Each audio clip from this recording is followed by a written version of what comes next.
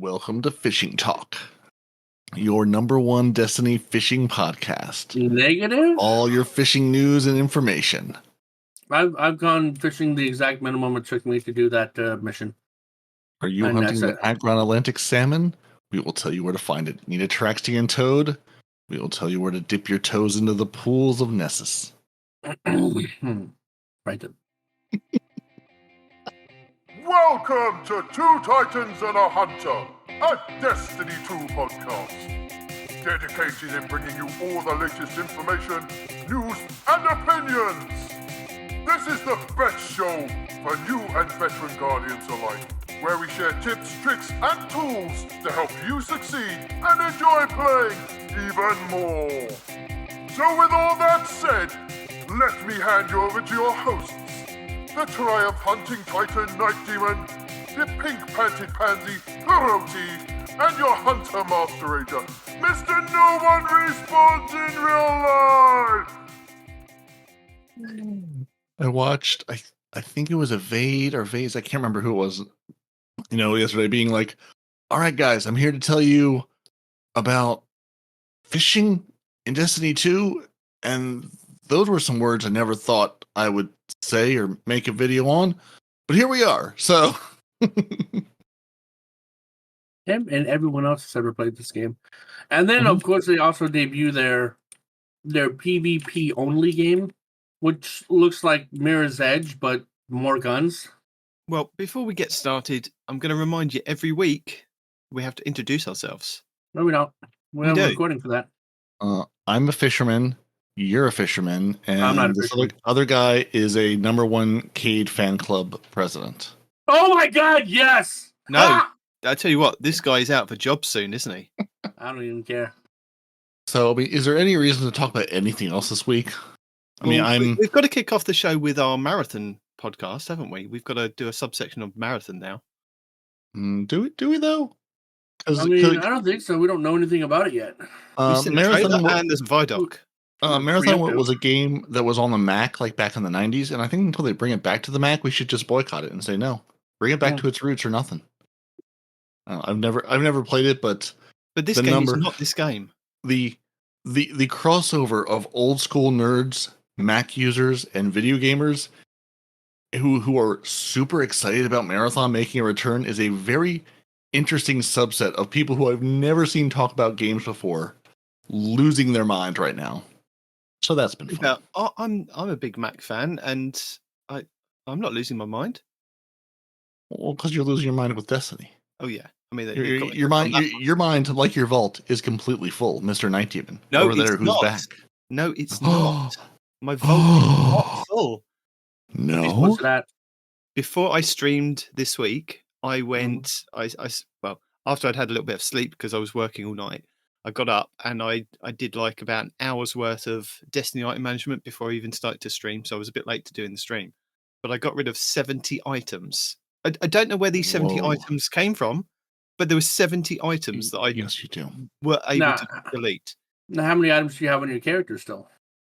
Oh, my characters are still full, but okay. I've got 551 in the vault. How cool is that? You got room to stretch out, and all of my characters are completely empty for their inventory. I mean, initially my thought was I need to get rid of some of this stuff because I need to play the new season, and then my second thought was, I need to cut down on some of this stuff to kind of give Respawn a little bit of a window into what he can pick from my vault or from my characters to delete. So.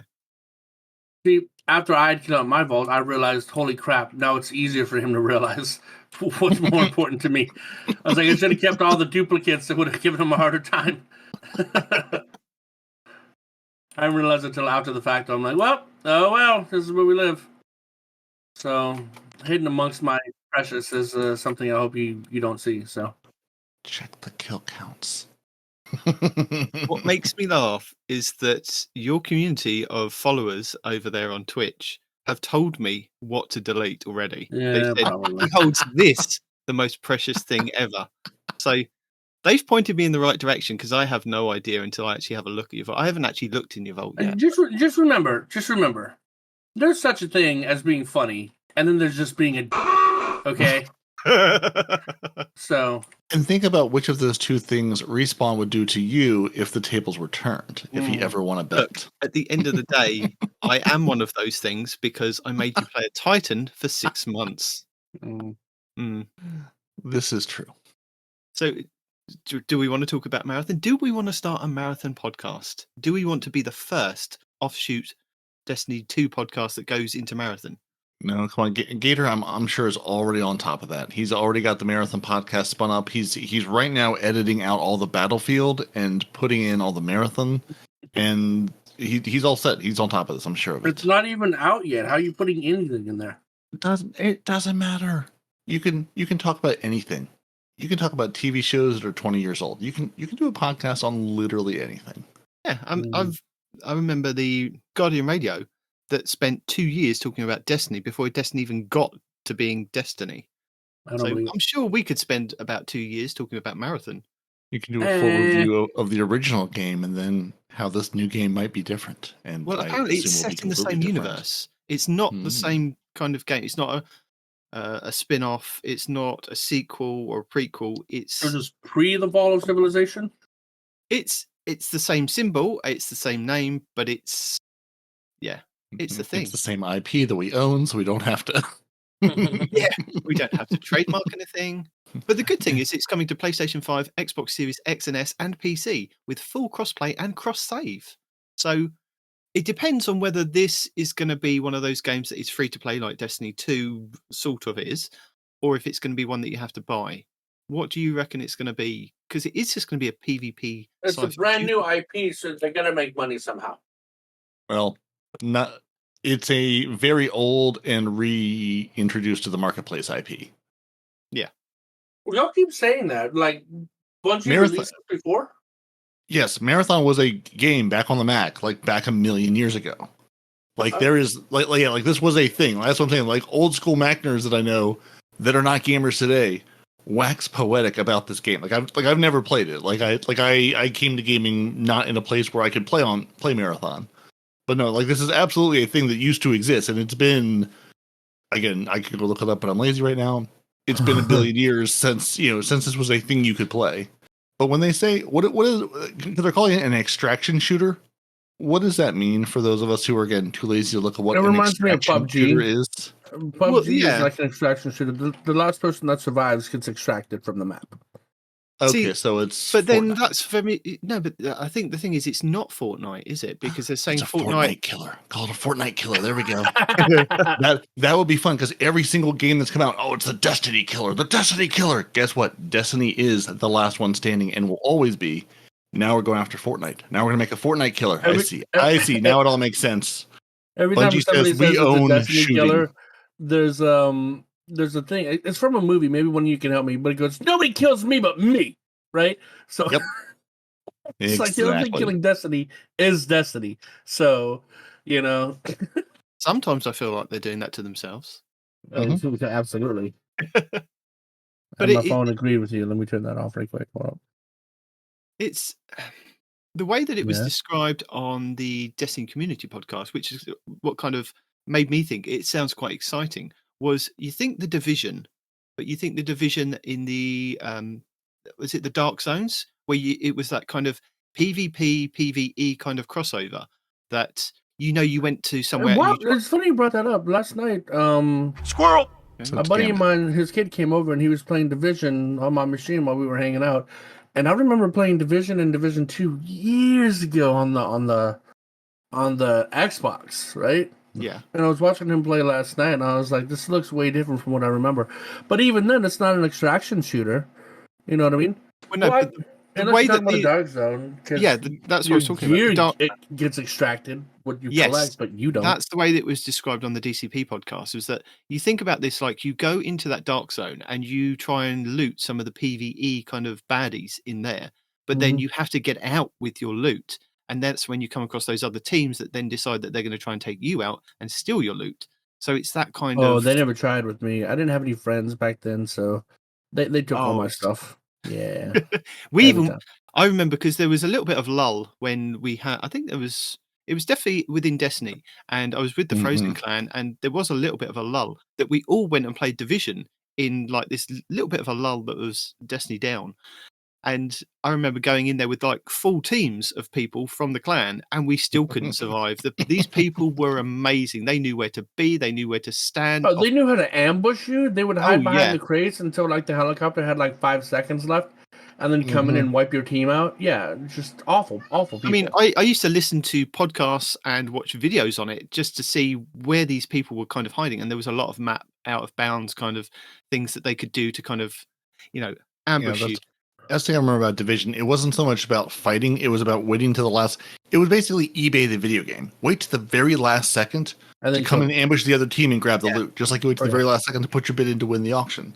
Same idea, same tactic. Yeah, I think what made me the most mad is I had found some people to run with, and I had finally got like a lot of these legendary guns and armors like on a run, right? And it was for a build that I'd really been looking forward to. And we were smoking everybody. We even smoked a couple of PvP teams, and I had all this confidence. I'm like, yeah, fuck me. Helicopter. We call the helicopter in. The helicopter's got a few seconds left. And as we're attaching our crap to the helicopter, we got jumped. I'm like, that's the problem, isn't it? If you take out the opposite team too quick, they can run back to you and get you a lot quicker. And it depends on where you're kind of extracting. No, but this was a different team. Like the other guys, we could take out real easy. This team, like, their build was weird. It's like he would drop a healing thing to keep him alive, but at the same time, it's setting you on fire. I'm like, whoa. What is, I don't know, man. It was, but after that, I just gave up. I'm like, you know what? I'm done. Yep. But that's the basic vibe of what I'm getting from this new marathon game, because it says become a runner in Bungie's new sci-fi PvP extraction shooter. Compete for survival, riches, and renown in the world of evolving persistent zones where any run can lead to greatness. So basically, it's kind of it's like the Darkness Zone in the Division, which sounds quite cool, because I remember you get such an adrenaline rush when you actually manage to get your loot extracted that you can then go kind of you use it in the PvE world, but you can then still come back and use it in the PvP world. So it does sound exciting. It's from Bungie. If it is like Division, I can tell you, I'm never playing it. Well, I mean, I don't know. I have friends now. Well, you say you'll never play with me. Yeah. You say you're never going to play it, but I'm sure we could get you to play it. Next year, the bet's going to be no. if it's like the Division where I'm playing by myself, ain't no way in hell. Nope. Yeah. So I mean, to give you an idea, so Marathon, the first-person shooter developed and published by Bungie, released in December of 1994 for the Apple Macintosh. The game takes place several centuries into the future in outer space and sets the player as a security officer attempting to stop an alien invasion aboard a colony ship named the Marathon. It was the first game in a series of 3. They did 2 sequels in 95 and 96. In 96, Bungie released Super Marathon, a port of Marathon and Marathon 2 to the short-lived Apple Bandai Pippin video game console. Pippin, wow. Who knew if yeah, I was just going to say, there's a tiny tidbit from the past. They released the source code for Marathon 2 in 1999, which allowed people to make a Marathon 2 engine called Aleph-1. The game's assets were released by Bungie as freeware in 2005. So that's sort of where taking it back as IP. You know what? Remember what was free? We're taking it back now. Yeah, so I mean, apparently they did an iOS version in 2011. The Wikipedia article tells me, but yeah, I mean that just to give you, if people are sitting going Marathon, what is this? We've never heard of it. It could be because it was a game when you were still a wee lad or lass or not around yet. It's been a minute. Yeah, because 1994 in my head doesn't sound that long ago, and then I realize what year it is. 30 years ago, and then I get sad. So we're gonna leave that now. That was 29 years ago. Let me say that again. 29 years, my dude. Yeah. So when you're thinking Marathon, like what did the original look like? Think like, Duke Nukem original, Doom. Yeah, things from that era. So it's gonna look a little different now. Yeah. I did like the aesthetics though. The aesthetics were real nice. The guns and the aesthetics, that was really nice. But like I didn't understand what was happening. Like the dude was running, and the dude would just sat there and was like, yeah, pop you dead. I'm like, yeah. Oh, that's so frustrating. Exactly like the Division, remember? Yeah, but like, are they both players? Or is one like an AI, the other one a player? I mean, I didn't understand what was going on. It could have been, but we don't know because it was just like it's just a cinematic video. It's Bungie bringing all the hype. Yeah. To be fair, I have not. I've heard about and heard other people talking about all of the stuff that was announced that was not Destiny related, but I haven't watched really anything of the not Destiny related stuff because I'm like, we made a whole PlayStation thing. I had to laugh though when they released the new armor sets. They had the PlayStation, branding all over it, and people were like, "Are these going to be exclusive? Are they going to be for everybody? Are we going back to the bad old days?" And Bungie was like, "No. These are for everyone. It was just at the PlayStation event." It's like maybe don't then, because Demon got sucked into it. He's like, "For sake, this is why like Pepper's got away Farms, from them." much like Pepper's Farms, remember. All I saw in the chat was the picture that somebody posted. It said Bungie or said Destiny X PlayStation. I was like, why have we gone back to exclusivity? Why? Right. But with God of War, like with all these PlayStation exclusive things on it, going, are these going to be linked to PlayStation? Can I, as a non-PlayStation owner, have these things, Bungie? Maybe you could have made that a little clearer. Just to explain, if you have been living under a rock, there was a PlayStation Expo where Bungie kind of revealed like the new game. They revealed that they got some new armor in Destiny, and they revealed more about Destiny. So that's what we're kind of talking about now. But yeah, and with that, I was thinking, if they're going to do a crossover with PlayStation, I know it's never going to happen, but there was a lot of people complaining about, this. I think it was Tiger Travis on the Last Word podcast was basically saying that he's fed up with Destiny becoming Fortnite with kind of all these different skins now, which I kind of get, but in the same vein is that I would throw money at the screen if they did a Gears of War crossover with Destiny, and you could have the Gears of War armor for your characters. I would throw throwing money at the skin though, right? Or at the screen. Like I've noticed they've increased the prices of like everything, right? Well, they did say they were. I remember buying. I mean, but like a lot, like 1,000 for a gun skin. They used to be what, 500 or 700 or something like that. Now it's 1,000. Now it's like more than 2,000 for a set. I'm just like, bungo, the fluff, man. Well, is how you fund the development of a game that's not pay to win. This is how they don't. You can pay for pay for your seasons, pay for your dungeon passes, pay for stuff. Man, we've been paying for that stuff, right? But there's still a massive ongoing game with servers and staff and everything that needs to be paid for. Put the stuff in the store. But what I'm saying is, we had people that were paying for it, right? And now, by them raising the prices by what 30%, now those people that were playing a game or that were purchasing items in your game because they love it and they want to support you, now you're alienating that group of people because it's like, wow, man. Now it's just, I don't know if a skin is worth $10 now. I don't know, man. It's funny you do mention that. Is that I came across a post from the Game Post, which basically says Bungie faces backlash over Destiny 2 Season of the Deep controversial Eververse update. And it talks about the increase of the pricing, but it also says about the shaders. Have you noticed the new shaders that have come in multi-pack bundles? So, yep, there's 3 of them now, and they are only silver. They're silver-only items, which is and they look really nice. I've kind of had a quick run through of them on the Eververse store. Yeah, but they're not solid black, so meh. But yeah, it's funny that you did mention that about the. Oh, because I'm one of the people that were alienated, man. I'm upset. Until I can sort or search or something all my shaders and stuff, I'm not really interested in buying more of them. That's the thing. I would love to use these. I don't remember 3/4 of what's there. Let me find them. Improve that system just a little bit. Yeah. JP Deathblade on Twitter posted, "You've increased the price of the season," which they kind of mentioned in that little brief blurb in the TWAB a couple of weeks back, "and you're making more silver items only.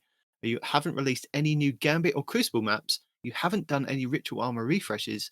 All weapons are reskins. Why am I paying you more for less content?" So I kind of agree in some respects, because they did say that the stuff that was from Eververse was going to go towards funding like the missions that we had, like we had with the Whisper of the Worm, that we had with the Outbreak Perfected. We haven't kind of seen that, and they haven't kind of communicated. I know they don't have to, where this kind of money is going, but servers. Yeah. Is it going to be dedicated servers like Marathon though? Ain't no way. Why do you? You don't even know if that's the thing for Marathon. You're giving false advertising. Here. I'm not giving false advertising. So they've said that they're having dedicated servers. Yes. To do a game like that, you'd have to. You'd have to. If you're doing Well, a PvP, you'd have to do that for a game like Destiny, but I mean, yeah, but that is a PvP game. Like you can't be like, all right, you're the host of this PvP game. Hope for the best, everyone. Yeah, no. Yeah, no, it's definitely dedicated servers, and you can check out the Vidoc. I'll link all the stuff in the show notes if you do want to kind of look at it. But that's what's kind of upset the Destiny community, is because they've gone ahead and said Destiny's still going to be peer-to-peer, whereas Marathon's going to be dedicated servers, and they're like, why, Bungie? You know, and in the Vidoc, loads of people have pointed out these are the main PvP people that they had on Destiny that have now kind of not jumped ship, but have kind of been shifted to the new game because it is a PvP focused game. Oh, How are yeah. you shifting anything? It's not out yet. Well, What do you mean? they're shifted the working on it. team. They're Yeah, building the people who are the people you mean who are the Destiny team. Oh, okay. yeah. I thought you meant but PvP players have already shifted to that game. I'm like, what are y'all talking about? no, but they will. Yeah, well, definitely, yeah. Yeah. But I mean That's good. It just makes trials easier for me. I'm okay with that. at least it sort of, makes sense in a way how PvP has been so neglected because they've all been working on Marathon. I'm sure the people who are doing all the, not all, but much of the Destiny PvP work are working on a PvP only game where that's the new hotness and the new interest, and that's the cool new thing in the company. So that's where they're all going. The big Well, question question I've got from Marathon is, will there be beards? Can you create your character with a beard? Because it's something in Destiny that we've been waiting for such a long time. Have we? Will you be able to see your character in Marathon? Do they have character creation in a They meaningful way? have synthetic skin. I don't think they're growing hair, my dude. I am sure there's going to be so much cosmetics linked to this. That like how could it not be? Look at the Fortnite model. My nephew spent probably 45 minutes the other day showing me his favorites. Just his favorite like emotes and skins and combinations. And they if you're gonna do it, like honestly, do it the way Fortnite did. Like sign all those deals, get all that stuff, or steal things and then get sued here and there, depending. But yeah, whatever you're into, it is in that game, which is just ridiculous. Like it's one of those things and then you see it and you're like, okay, yeah, no, you have all the crossover with all the things. I'm not sure if there's going to be crossovers, but yeah, I think from looking at the Vidoc, it There's does always look like there's crossovers. going to be a lot of That's the new character hotness these days, customization. bro. It's crossovers. They're part of Sony. There's going to be crossover stuff. Not even just Sony, but just like in general. Look at Smash Brothers with Nintendo. Look how many characters come over to Smash Brothers. Now, don't get me wrong, they're all Nintendo, but I mean, it's an amalgamation of crossover characters from all Nintendo games. You know what I'm saying? So I'm sorry, sir. Are you implying there's another Nintendo game besides Zelda? Because I think there's only one game at this point. Oh no, Smash Brothers is the paramount. Look, there is no PvP in the world better than Smash Brothers. Okay, that is the paramount of PvP. All right, Nintendo figured out how to do it, and nobody else can follow. I had to go into the office this week for work. So you're gonna get a rare Peroty side story this week. Okay. Squirrel! And they had LaCroix sitting in the corner, and the way that LaCroix was sitting in this box with like the sunlight hitting it, it looked a little bit like Surge. It had the look of the old Surge cans, and I was immediately teleported back to like 1999, 2000, in these two stoplight town I grew up in, chugging Surge and playing Smash Brothers with one of my best friends in high school. And then I was sad because Surge is very much no longer a thing, and the N64 is very much old and not the hotness. Bro, just because, the Wii version is amazing. All right. Oh, you're not wrong. But there was something, you have those moments of nostalgia and you're like, oh man, the good old days. Oh, yeah. And then you're back to reality and it's not those days. I did see a TikTok the other week that basically said if Back to the Future was made now, they would go back to 1993. And I thought, oh God, I'm old. I don't want to hear about it. Mm-mm. No. Nope. You shut your mouth, sir. What's really going to mess you up is the year that they went to, we've already surpassed, Mm-hmm. Yeah. Yeah. Mm-hmm. Yeah, and I'm still flying around in my flying car, so I'm quite happy. Yeah, Well, I that's mean, good. Tesla has talked about making them. We'll see how that works. Some people shouldn't be allowed to drive on a 2D freaking surface, and you want to add a third dimension to that? No, bro. No, absolutely not. what also Bungie did reveal is the final shape. Well, a teaser for the final shape, which kind of got one of our compatriots here a bit tearful, apparently. Oh, you The can't final believe shape is everything Nathan my wife Fillion. puts in the chat.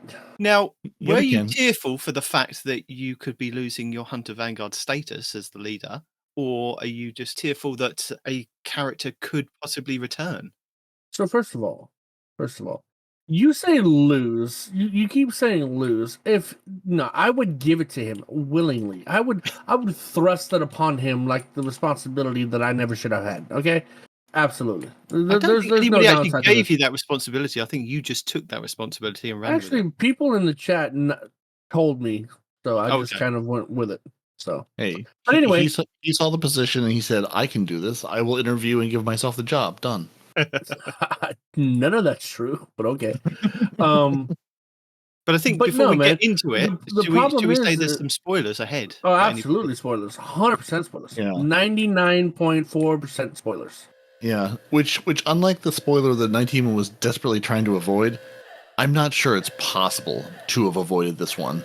If you Nah, have it's looked at been everywhere. anything, yeah, this is one of those where there is no hope. You know what the spoiler is at this point, and we will tell you it's a spoiler, but it's probably already been spoiled for you since it is now Saturday, and you've seen this 16 times already. Oh, yeah. I don't even watch TV, and while I was in the doctor's office, the little bit of time that I actually watched TV, a commercial came on, and I was like, wow, they are just everywhere with it, aren't they? They really want to sell this last season. I was like, I don't know. But yeah, So- they really want people so- to buy this last season. So the final shape is Nathan Fillion. Is that what we're telling people? The Yes. final the shape's answer? a bobblehead of Cade 6, apparently, if you watch that part, Katie. Now, did you see the TikTok that Nathan Fillion made, or somebody that? That's what I'm talking about right now. Yeah. The one of him voicing.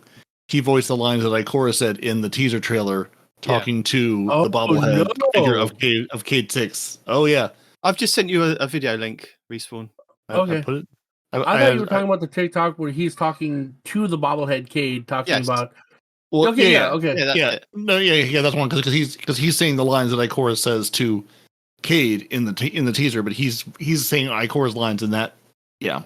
To Oh. the Cade, to the Cade Well, bobblehead. we must be thinking someone, because the one that I'm talking about, he's talking to Cade directly, talking about, you know what, I've missed you, and a whole lot of people out there, they've missed you too. Yeah, You know? because Yeah, that's we're all talking about the same little Yes. TikTok video. Yeah, we're all talking about the same thing. Okay, We're Okay. all on the same page. okay, sure. I have an exotic fish. I win. You have an exotic fish? I have an exotic fish. I should Nice. be fishing at this point. And this is what we should be doing whilst doing the podcast. Yeah, How about this is one of those- now? This is I mean, the last word, they go and load into the game and hang out somewhere and do the show. We should just, sit around the fishing pond and but talk Destiny. now we have fishing in the game, and I don't have to put too much effort into actually playing. I can just stand and fish. I should. You put zero Alright. effort into actually playing. Well, You can just stand and fish. I mean, the stream might be a little less interesting for Respawn's viewers, but that's on them, really.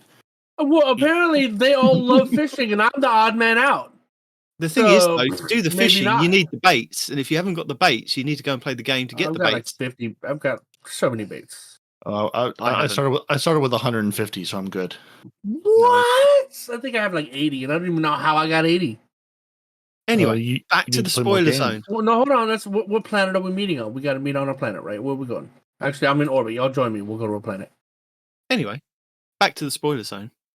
Bungie released a teaser for the final shape, Teaser. which teased a returning character in the form of Cade 6. Now, Yo. what's really cool about this is that there's a lot of detail that I watched a video from My Name is Bife that went over the detail in this video because he kind of broke it down. Is that you do see Cade. He's not entirely the Cade that we know. There's no ghost, so he hasn't got his ghost, but he has his ace of spades, and his eyes are glowing with kind of an electric sparkle. It's not a taken energy, as Bife said. It's more of a kind of traveler cosmic energy. So it's quite interesting how, and again, the same with the ace of spades. That's cracked, the gun that we that he's famous for wielding and that we actually have.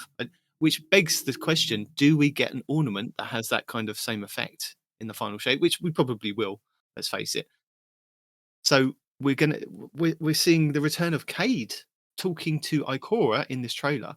She's sitting talking to him around a campfire. You know, shut up. I'm gonna take this over because Okay. Okay. What? So why have I got to shut up? Since I'm emotionally invested in this, and you're just saying Okay. it like it's just like a whatever thing. Okay. No, I'm breaking it down for the people because there's a lot of detail. But you're doing it so droll, man. Can you flip? Oh, it's already on the thing. Nice, isn't it? There we go. So, okay, so the thing starts up, right? You have a campfire. And then you have Ikora talking about all the cool stuff that we did, right? And it shows like a hunter punching the crowd. Why'd you leave, Peroty? I'm waiting for Demon.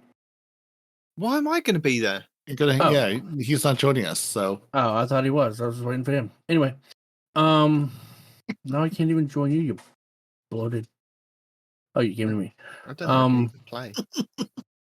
Cranky. Anyway, so she's talking about all the cool things that we did, and you see Hunter do a cool thing, killing a god, and then somebody else killed a nightmare. I think it was a Titan, and yada yada. It's talking about all the cool things that have happened since Cade has left us, right?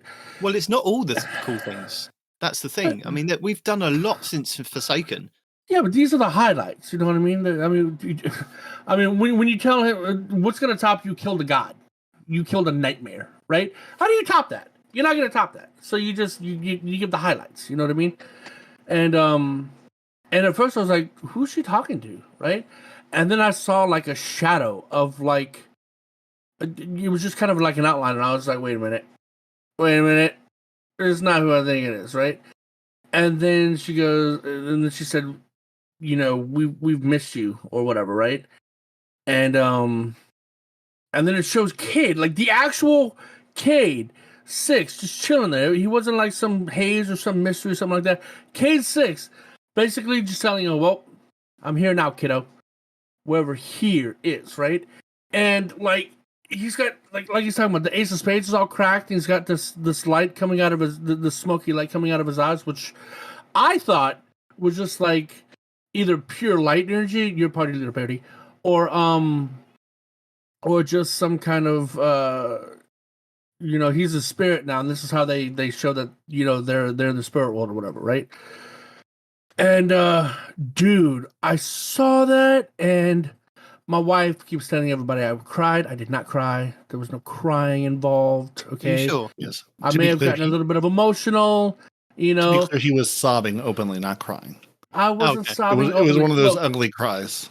It wasn't even that. Look, my eyes were red because of the new medication that I'm on. That's it. Okay. It was coincidental that I had just taken my medication before watching the trailer, and the two things coincided. Okay. Completely unrelated. There's something in the air. There's definitely something in the air. But that being the case, there was I can't express to you the hype that was inside of me, regardless of tears, right? The hype was amazing. And I started looking into it and all this other stuff. It's like, is he coming back for good? What's going on? Turns out he's not really coming back. He's just going to be like a guide. Hang on a through minute. the valley of. How have you done a kind of deep dive and looked into this? Because nobody knows the actual facts. The game's not even out yet. No. There are people that have been digging, and Cade's not alive. I'm answering your question. Shut your face. You can't dig. Is this content mined? Is this? Yeah. Is it guessing? Is it? Is it the link that I put in the host chat, which goes over the leaks that have kind of come to fruition through? Well, okay. It's probably the stuff that you're talking about. So, massive spoilers, complete spoilers. If you missed the spoilers before, this is going to be. We're going to go deep into kind of spoiler territory with leaks now. Because I don't know what he's going to say, but I can kind of continue with the leaks.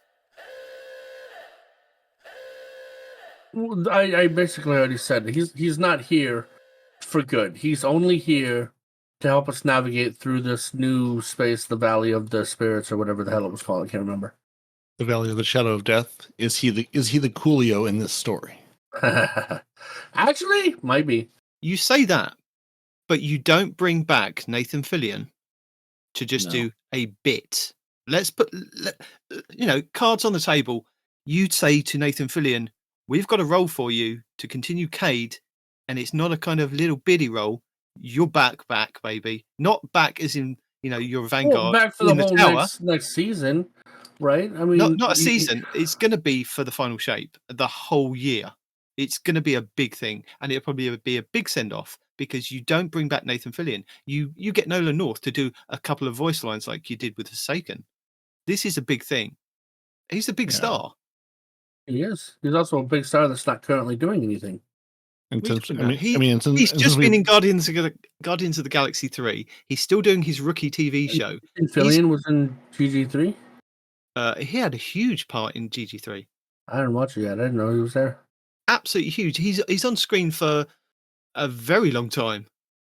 Multiple times. No, I guess I gotta watch it. Okay. If you cry during the blooming Cade video, you're gonna cry in Guardians. Why? It has nothing to do with Destiny or Cade. Or does it? But that's I haven't seen it yet either, but that's the review I've gotten from everybody. They're like, I did not expect to cry through this movie. Mm-hmm. And yet here I am. Mm-hmm. That's like overall, like the reviews I've gotten from people. They're like, I went into this expecting silly, ridiculous Guardians of the Galaxy. Oh, and it was that, to be clear. But it was also, it's like I cried over a number of different animals. Yes. I don't know if Nathan Fillion is one of those animals or not, but no, he's not an animal. So someone listed a whole bunch of animals, and I'm going, okay, I can identify two of those animals. I'm not sure about the rest of these though. Right. But yeah, no, that's all I had to say. Is he's not back. I mean, the whole year we might be navigating this valley or whatever. So yeah, he might be around for a year, but like, there's no more content coming after this. This is it. This is the end of Destiny, and then it's not the end. This is not the end of Destiny. The final shape isn't the last season. No, it's the last of the Light and Dark saga. Expansion. This is not the end of Destiny. Oh, yeah, we'll see. Destiny is not gonna. I mean, they may hang it up after this and say the game has got to the point where we need a major rebuild. See it in a year, but no, like the game is not going to end after the final shape. Like there is not a penciled in calendar to go, game is over, we're done with it. They're just saying the feel that I'm getting, man. They're hyping it up as though this is the end of Destiny, and then the introduction of Marathon doubles that feeling, No. Well, I mean, they've said this is the end of the 10-year Light and Dark saga they wanted to tell. Like it is, to be clear, absolutely the end of this 10-year storyline they planned out. They said we want to tell this Light and Dark story over 10 years, and this is the end of that. This is not the end of Destiny as a whole. Destiny's going to still go places. There's still plenty of loose ends to tie up, plenty of characters to explain why we haven't seen them in 6 years. There's still plenty of story to tell there. Like, again, they're at least theoretically making, TV shows, movies, comic books, like, using Sony's whole arm of, we're going to do more media around Destiny. Like, Destiny's not going to die. It's just, we're on to whatever the next story is. And whatever we gets revealed in the final shape is where we're going next. But oh my god, dude, how excited! Well, I mean, you guys are Titans. All the other Titans, like T-Rex and Micah, they're all like, "Oh, he's okay. Well, man, whatever. He should have stayed dead." To which I might have taken it. I might have said something mean regarding the Titans. I'm excited to see Nathan Fillion back as Cade. I love the character. He's fantastic, and he's going to do the role amazingly again. We hope, man. That's the thing. Like, I'm scared he's going to come back as Cade, and it's not going to live up to Cade. He can't. Well, if he's trying to live up to the vision in your head of Cade, no, he absolutely is not. If he's going to live up to the version of Cade as Cade existed, then yes, I think he will. Well, that's all I'm envisioning is how Cade already was. Dude, I'm not deifying him. I'm not so sure about that. Well, you can be as sure as you want to. I was a huge fan of Cade since D1. I love his humor. I love his smart aleckness. Right? It's fine. And Nolan North did a real good job copying that whenever Fillion couldn't finish. But I mean, I'm not deifying him. Just the way he went out, I think, was like the best version of Cade, which isn't even played by Fillion. It was North that did that. You know what I mean? And when Cade went out like a boss, that wasn't even Nathan Fillion, and that to me was like the best memory I have of Cade is how he just went out like a bro, And even at the end, when he knows he's facing death, he still had that one smart ass comment left, with the whole "how's your sister" thing. You know what I mean? So I mean, it's just you can't go out better than that, and that wasn't even an Nathan Fillion moment. So I'm just saying I just want Cade to be good. I don't want Cade to be. We were talking about the other day. I don't want him to be like a different kind of Cade. Now that the world is different, now that people are trying to be, politically correct and this and that and the other. I don't want Cade to fall into that category. I want Cade to be Cade. I don't want him to make, appropriate jokes. It's inappropriate or nothing. I'm joking. He will continue to put rocks on maps. It's fine. I love it. Anyway, so that's all I got to say. You can talk more if you want. I'm running out of bait. I don't know how to get more bait.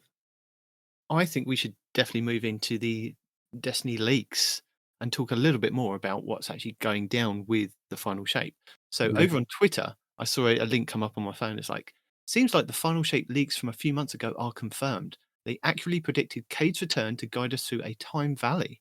So if you want to have a look at this, Respawn, you can bring it up on your PC so people to have a look at it. It's on the Google's doc. And it's a very, very interesting read. Yeah. I've seen none of any of these leaks at all, so I'm living that blissful leakless life at the moment. And if you too don't want to, listen to the leaks or the spoilers and things, I'm sure Nitedemon in the show notes will put a little timestamp. Hey, fast forward to this point if you want to go past all the leaks and spoilers, and you too want to go in with a fresh Respawn-esque understanding of the game of unleaked, unspoiled, just the official story. I don't normally kind of like talking about the leaks, but I think it's interesting that it was kind of predicted that Cade would come back, and that they kind of caught this on a leaks that they kind of didn't talk about until now. Really. Okay, so Bungie leaks, D2 leaks, and Elliot collaboration. Okay, so here's the proof of January 14th, 2023.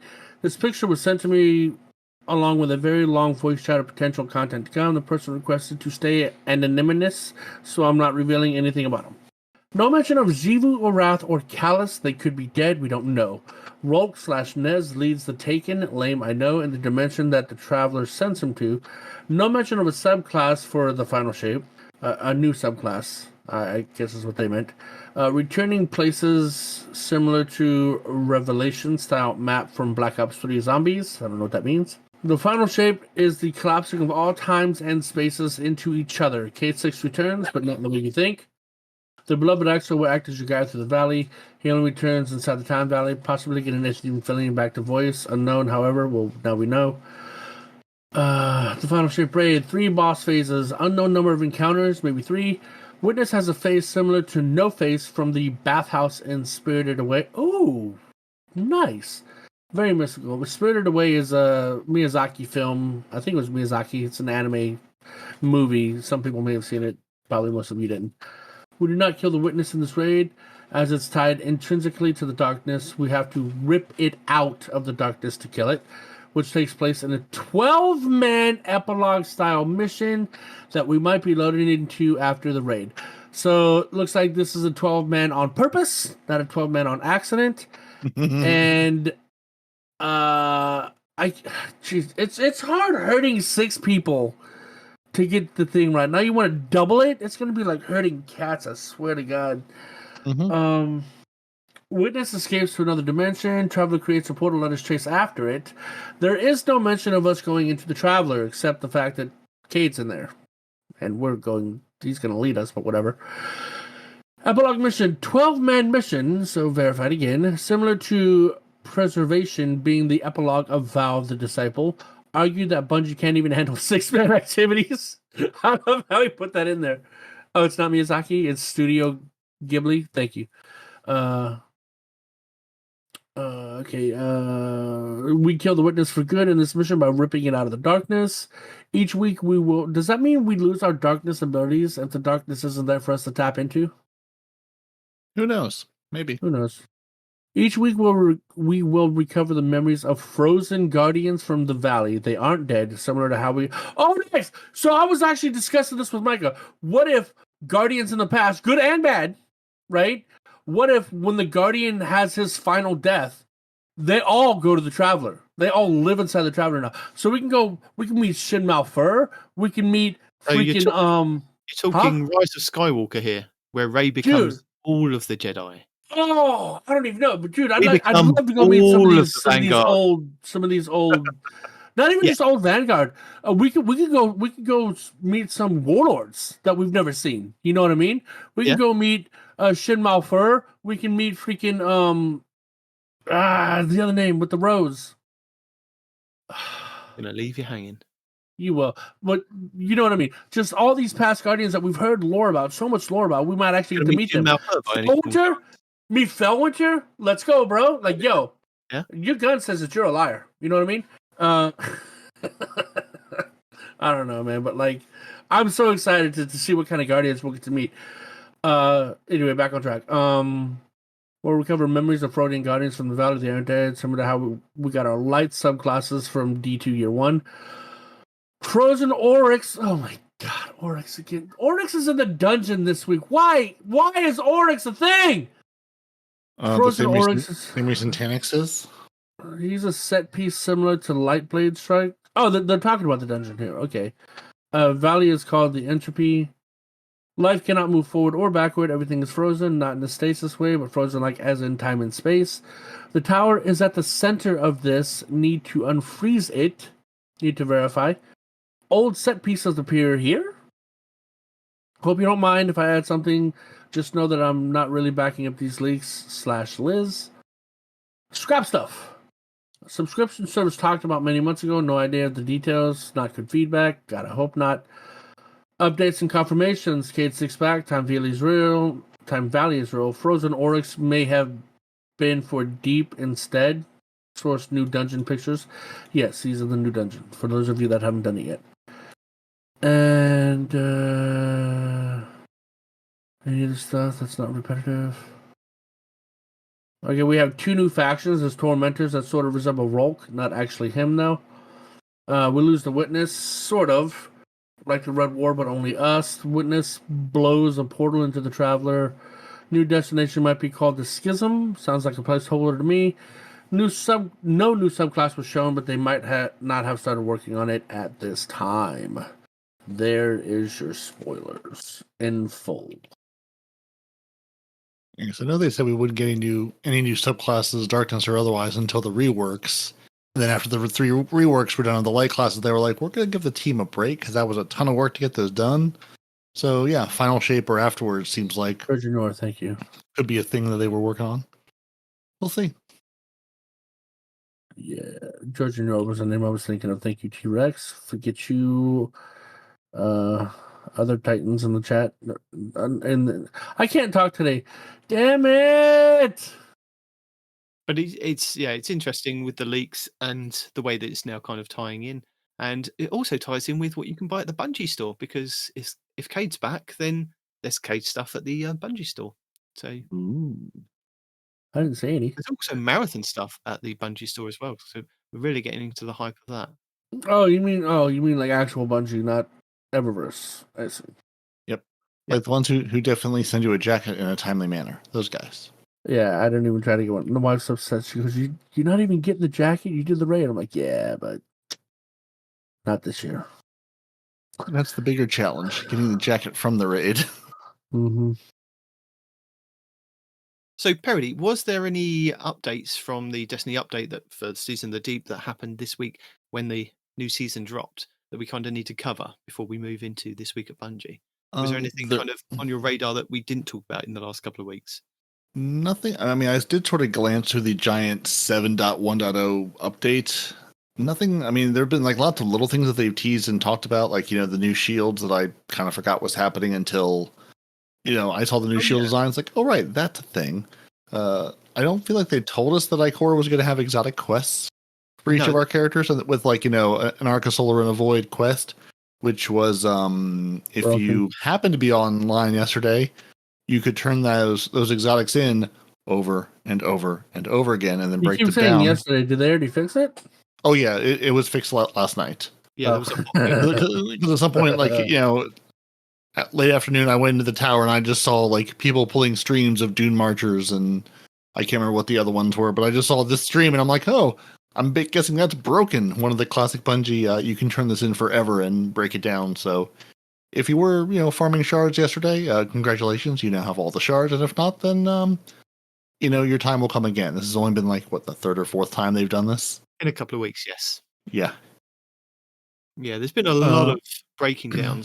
What I was going to ask Respawn is, how's your experience been with these new shields? Because they look different to how they were in the little video that they put in the TWAB last week. So I don't mind them as much as I don't like them at all. You don't like at them. all. Like, especially, I'm having real issues when it comes to the Arc and the Void ones because they look like each other, And I don't know if it's just in my experience, but sometimes the solar ones just disappear entirely, and I'm thinking that it's been popped, but then it's like not popped, and the aura will come back as I'm still shooting them. So I mean, it's just. I'm not liking these at all. They're like, we're doing this to help colorblind people, but apparently they got zero feedback from colorblind people when they decided to do this. So somebody's saying they look goofy. Yeah, they also look goofy, but I'm more concerned with, being able to tell what's what. I can't tell what's what, which makes things very difficult for me, I'm seeing a shield, I'm thinking it's Arc, I'm hitting it with an Arc weapon. Oh, turns out it's Void. Gosh damn it. So not a fan at all. And then like some things that I wasn't expecting them to change the color on, they completely changed the color. Like the green goo, for those of you that have been inside the dungeon already, for me the green goo is a bright red for my colorblind settings. So like I was listening to the Astrocrest videos, like, oh yeah, follow the green goo, and I'm like, there's no green goo, dude. I was like, there's this blood-looking crap. Is that it? And I followed it, and I'm like, oh, that is it. So my green goo is blood red. How interesting. Good to But yeah, know. I mean, yeah, they have made other changes than just the shields, apparently. So now the little green misty, what do they call that? Hive splooge. And it's not just in this activity. The Hive splooge is in a lot of activities, right? So, Yeah, it's like all the little guys that are trying to sacrifice themselves to the portal in not the deep dive, the other activity. Yeah. And the fact that all that's bright red to me now, and the surroundings are usually a green or a dark green or inside of a cave type area. Oh, dude, it sticks out like a sore thumb. And I'm like, yo, this is nice. The shields suck, but this is a good change.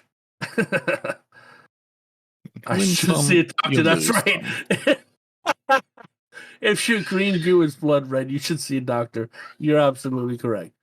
But yeah, so that is a positive change. I dig that. Yeah. I mean, most of the other changes in this is just all of the weapon and class and exotic and all of the things. I'm sure there's things that they snuck in they didn't tell us about. I read this over briefly, but there was nothing that I saw that was really just like, oh my god, they did this, or oh, look at that thing. I'm curious. I remember the shoot to loot changes, but I haven't tried shoot to loot out to grab orbs or collect ammo boxes in Gambit.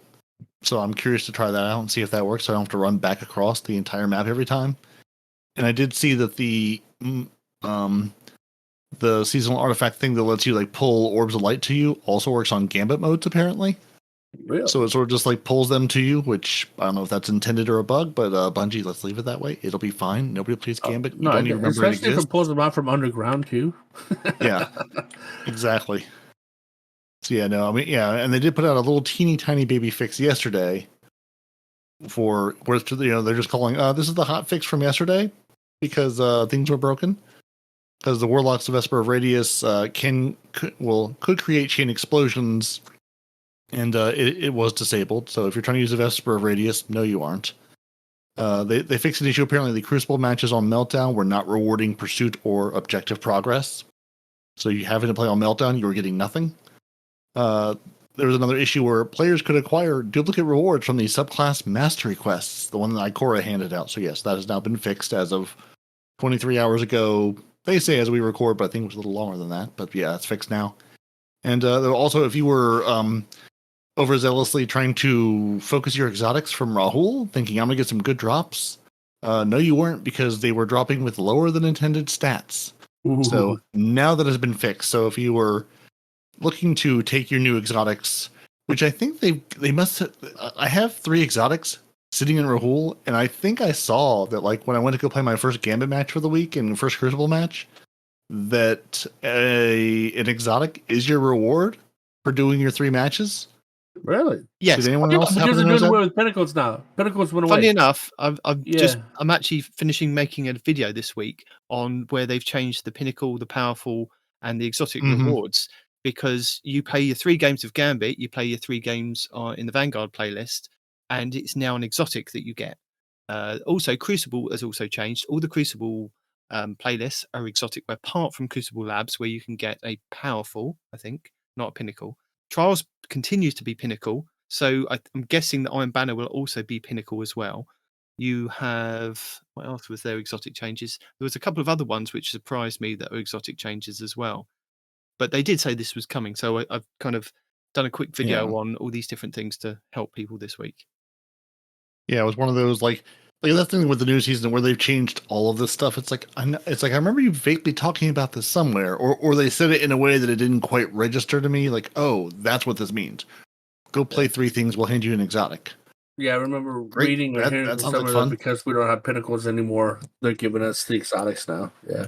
Yeah, and since there were so few places, other it's like the Vex, not the Vex Incursion. Well, the Vex Incursion thing on the Amuda, it gives you an exotic, or the Lost Sectors, which we've had forever. Nobody wants to do Lost Sectors.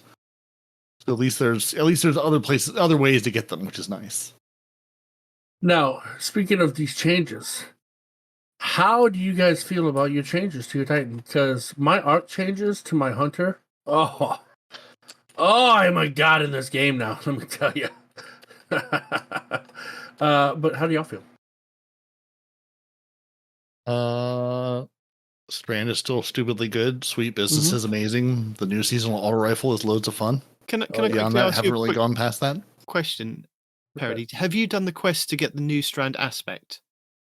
I just did, but I have not used. Not used the new Strand aspect because originally I was not very excited when they described it. But when I saw it in the TWAB, I think it was the TWAB last week, where they showed the little clips of what they were, then I got more excited because it gives me some range to my freaking thing, which is all I've really wanted on this stupid Strand class. I'm hoping that Respawn's chat will kind of chime in here, any Titans that are in there. I'm not sure if I'm doing it right, but if I remember rightly, it's the one where you slide and then you use your melee button and it kind of sends you in the air and you can then throw the Use your melee button again. Yep. I don't know if it's user error or not, is that I seem to jump literally about 5 centimeters off the ground, so I don't get to chuck anything. I tried it several times and I was like, this is not working. Yeah, I know you're laughing, but I don't know if it's user error or it's absolutely user error, dude. Yeah, I'm guessing it is. That's not what was in the trailer. But I can't seem to get it to work for me to leap in the air. See, that was sort of my problem too. Like the whole the consecration thing on the Solar Titan. I couldn't do that one either. Right. Error. Right. Well, that's what I was saying. Like I know Respawn, that was his favorite thing when he was forced to play the Titan. I feel like I never got that timing right, so I am right there with you, and I feel like I understand in theory how to do it, and I just don't feel smart enough to actually pull it off. So it looked to be that same. Yeah, it looked to be that same. I'll tell you how I fixed it. I'll tell you how I fixed it. Right. Going back to a hunter. No, y'all wouldn't let me. No, what I did is I'm playing mouse and keyboard, right? I don't know what you play, but I'm playing mouse and keyboard, and what I did is on my mouse wheel, I put the click down for my melee, for my slide, right? My crouch. I click the mouse button to crouch, and then roll it to do my melee, right? So click roll, and that's how I do it perfectly every time. Is just do a click down and roll it up, and that does the slide up into back then the firewall, and now the Strand shenanigans, which I'm not a fan of, but whatever. That's broken, but whatever. But anyway, yeah, that's how I fix it. Is click down on the mouse wheel and then roll that thing up or down for my melee. No click wheel on controller. Instructions unclear. I mean, try, dude. Try mouse and keyboard. You might like it. Ooh, you might like it. Can I plug the mouse and keyboard into the Xbox Series X? Yes, I think you can now. Legitimately, I think you can. I think it's. You say yes, but then you seem to go back on that statement. I'm pretty sure no, Bungie is. no. For I'm the pretty sure Series Bungie X, said no. Bungie said no. Yeah, I'm pretty sure they're Bungie said like no, but Series X said yes. But let me double check. But then where do I put my mouse and keyboard in my living room in front of my giant TV? This is a conversation not worth having because it's not going to happen. Well, yeah. I've been using Thunderclap and I've been destroying. Yeah, exactly. Yeah, Xbox supports use of mouse and keyboard. Yeah, boom. So Xbox says yes. Xbox says Bungie yes, says but no. that's for other things. That's for kind of if you're typing chat and things. It's not for gameplay of certain games. Says who? Says you? Do you Says work Bungie. for Bungie? No, Well, yeah, Bungie. Bungie says no, but the fact that it is compatible, you can. Hold on. But it doesn't work in the Xbox game. allows it. Use Bungie says no, you can't have fun. Yeah, there you go. Yeah. Because they can't program their game correctly, and if you plug the mouse and keyboard into the Xbox Series X, like people were doing, because I remember they were doing it, they were getting the precision of a mouse and keyboard and the bullet magnetism of a controller. I do remember that years ago, if y'all remember us having a show about it. So that's why Bungie canked that, and they canked the software that allowed you to use it within their game. Because initially, Bungie won't allow you to use the mouse and keyboard within Destiny. So people were having to get either hardware or software that would allow you to use your mouse and keyboard within Destiny. And that's how people were getting precision of mouse and keyboard with the bullet magnetism and the aim assist of controller. Which is no bueno. No. But yes, you can use your mouse and keyboard. They just frown upon it. So what I'm hearing is no, I can't. And also, Bungie, I just put 128 fish into this fish tank. Where are they? Where are my fish? There's Look at one the fish top. and a lobster. Look at the top. There's one. No, those were there beforehand. I saw those fish earlier. You can't fool me. Did you get the plants? Did you put the plants in there into your tank? Those aren't new fish. Those fish were there before. No. There's one new fish swimming around, and I got a stupid exotic, a second chance for my exotic fish.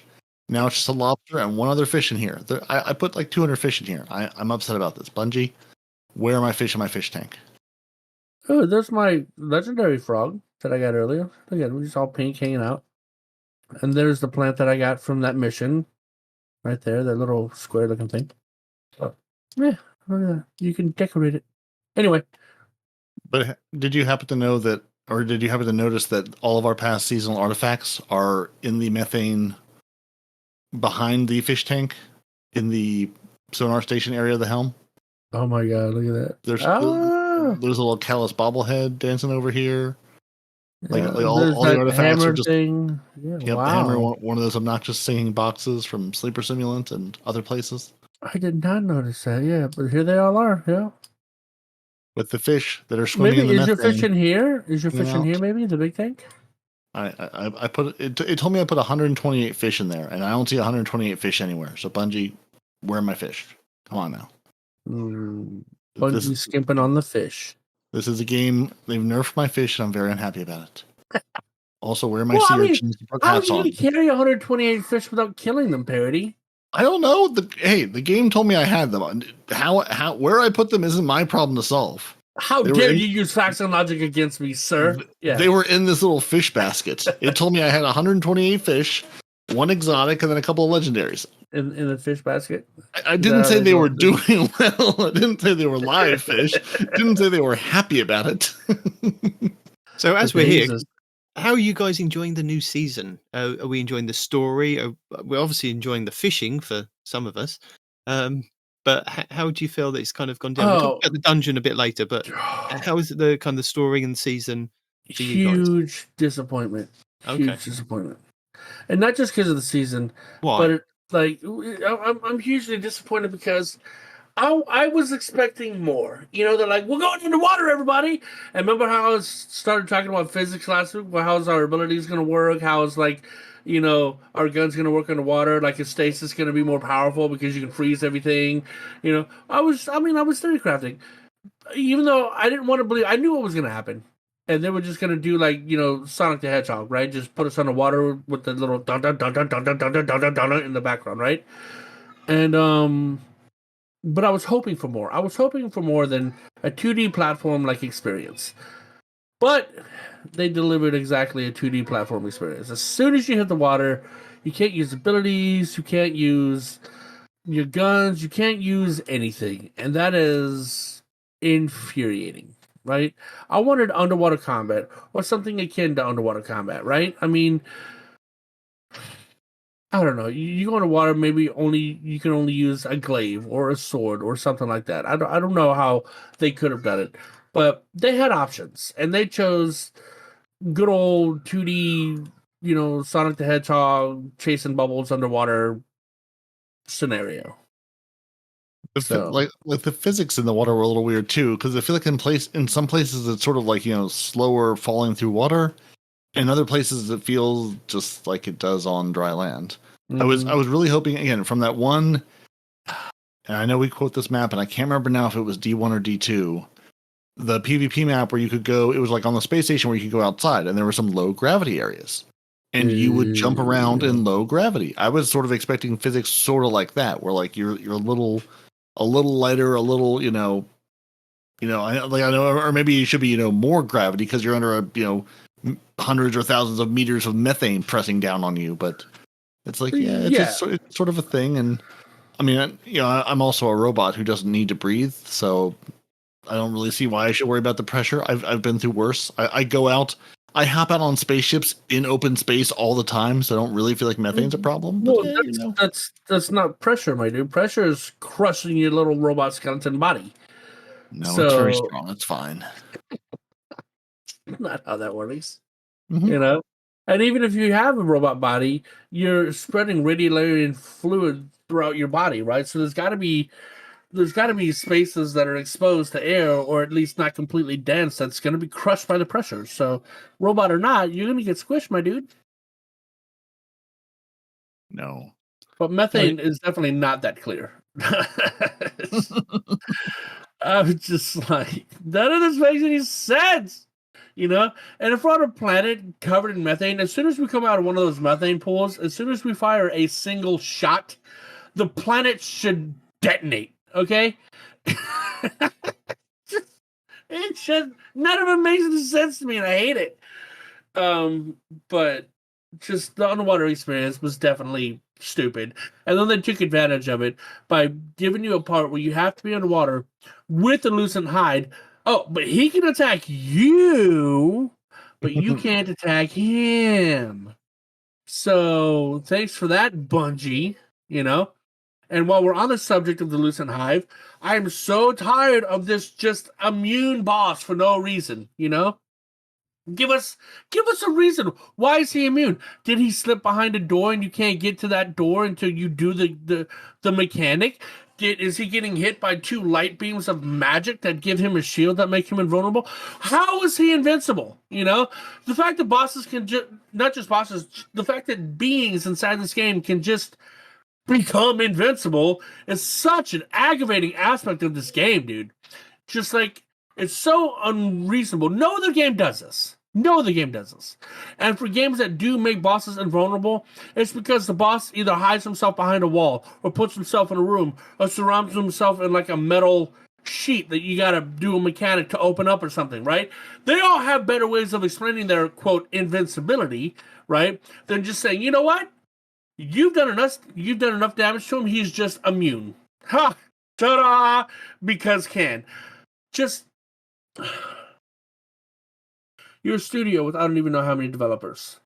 And the fact that the most creative thing you could do to increase the difficulty of a game is to make a boss immune for no damn reason hurts me to my core. It's just... Whatever, man. It's dumb. Immunity should not exist. And then you're like, oh, well, if you do this, they're not immune anymore. Why were they immune to begin with? Can you explain that? Well, exactly. So you can't nuke the boss in 3 seconds. Yeah, but I get the reason behind it, so we can't nuke the boss in 3 seconds. But, like, if we do enough damage to the boss should leave the room so we can't kill it. Or hide itself in, like, an iron ball. Or cover itself in armor that we have to do a thing to get rid of. Not to just become magically invincible. No, yeah. Because it chose to. No, it didn't, because there's ruins that keep it kind of protected. Maybe that's for Hive only. But then you have Cabal, and you have all these other races that can just be immune because they feel like it. It's so stupid. You know, if they have the technology to just be immune, or if they have the runes to just be immune, tattoo that on my body. I want to be immune all the time. You know, just You can only be immune some of the time. The runes only give you immunity on Tuesday and Thursday after 3 p.m. You know what? I'd be okay with that. I really would. I would do my raids and dungeons at those days after 3 p.m. Okay. I mean, you just need the stronghold at that point, and you're good. You can just walk through the raid and dungeon leisurely. Look, everybody keeps doing the whole space shooter shenanigan thing. Okay, look, I know it's a space shooter with magic and BS, right? But you can still explain things away without it just being aggravating like this, right? You can't just explain it away as, ooh, space magic. I'm tired of that excuse. Make it make sense, Bungie. And will. And even if it is the runes, explain, oh, well, this rune here, and this rune here, and this rune here, in this configuration makes him invincible. And in order for you to pop the invincibility, you need to do the runes backwards, like an anti-spell cast to break the immunity. Cool. Now I understand how he's immune. Okay, this Cabal is just immune because can. All right, well, their technology gives them a shield that lets them be immune. Cool. Can I have that technology? I've killed the boss now. Can I just strip the backpack off of him and be invincible myself? Right? I don't know, man. But, I don't care if it's a magical space shooter. It still needs to make sense. Even magic is based in science somewhat. You know what I mean? Just, whatever. Sufficiently advanced technology is indistinguishable from magic, in fact. True. That is true. And that's a good phrase. I like that phrase. Maybe after the final shape, I can finally go be the Hive Guardian I've always wanted to be. or just give me a Cabal, let me drop pods on people's heads. We tried the drop pod thing. They just made us stare at a metal wall. Again, another missed opportunity. Whatever. And then, even if we have to stare at a wall, I would have loved it if as soon as we crash landed on the planet, you saw the feed go up with 9 Cabal that were killed by you landing on them, right? Just something for comedy, or something to make that experience a little better. You know what I mean? But they didn't do that right either. I'm just so flabbergasted at the whole freaking. But anyway, Arc strong. Arc Hunter, Boonga punch things really hard like Titans wish they could. Well, no, Titans are very still strong in Arc as well. Apparently. Yeah, but you're not gonna beat an Arc Hunter. You might do. Punching.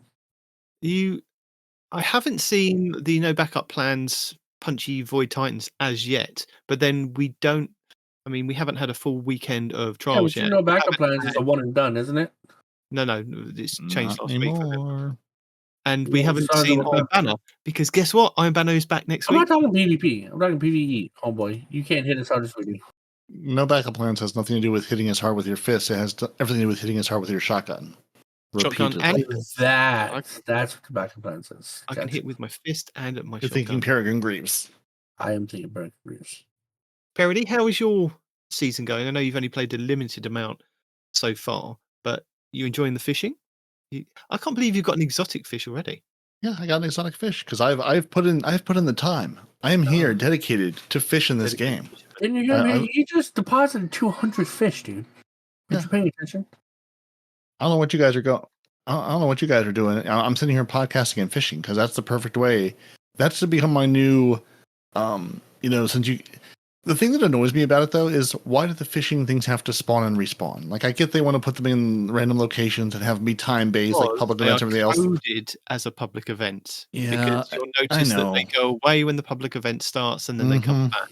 I wish I could just go, I can look on the map and it'll tell me when they're active and whatever, but I wish I could just go and just fish. Just let me go and hang out and fish. If I want to go fish for half an hour because I've got 150 pieces of bait, let me go fish for half an hour because I've got 150 pieces of bait. Let me go use those. It's just like every other mechanic in this game. But I'm enjoying it so far. I'm enjoying the activities. I'm enjoying the methane deep dives. I'm enjoying, I'm feeling very much like the, veteran Destiny player of going, oh, I understand more or less all of these mechanics of what you want me to do. And there's 3 rounds in this thing. It all feels very familiar. the new seasonal auto rifle, I'm really enjoying. I'm really having a struggle between that and putting the sweet business on, because TDT told me I should run the sweet business with stasis and murder things, so I'm running it with arc instead, and it lays waste to everything. And that is it not the deep dive salvage? Is that the other activity this season, the 6-person one? Yeah, You deep dive can salvage. you can just put the sweet business on and an active war rig and go, oh, you want to come into my room through this doorway? Absolutely not. You can stand there and just mow down Hive as they come through, and it is glorious. And It is the power fantasy I expect. This was sweet business, you said? Yeah.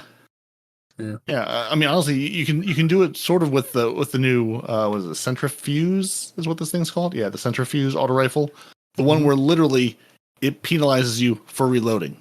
You do not reload this weapon. You run, you slide, it reloads. It's very similar to when the warlocks could run to charge their super as arc. You basically run to charge this weapon, like to charge it up with static electricity and to reload it.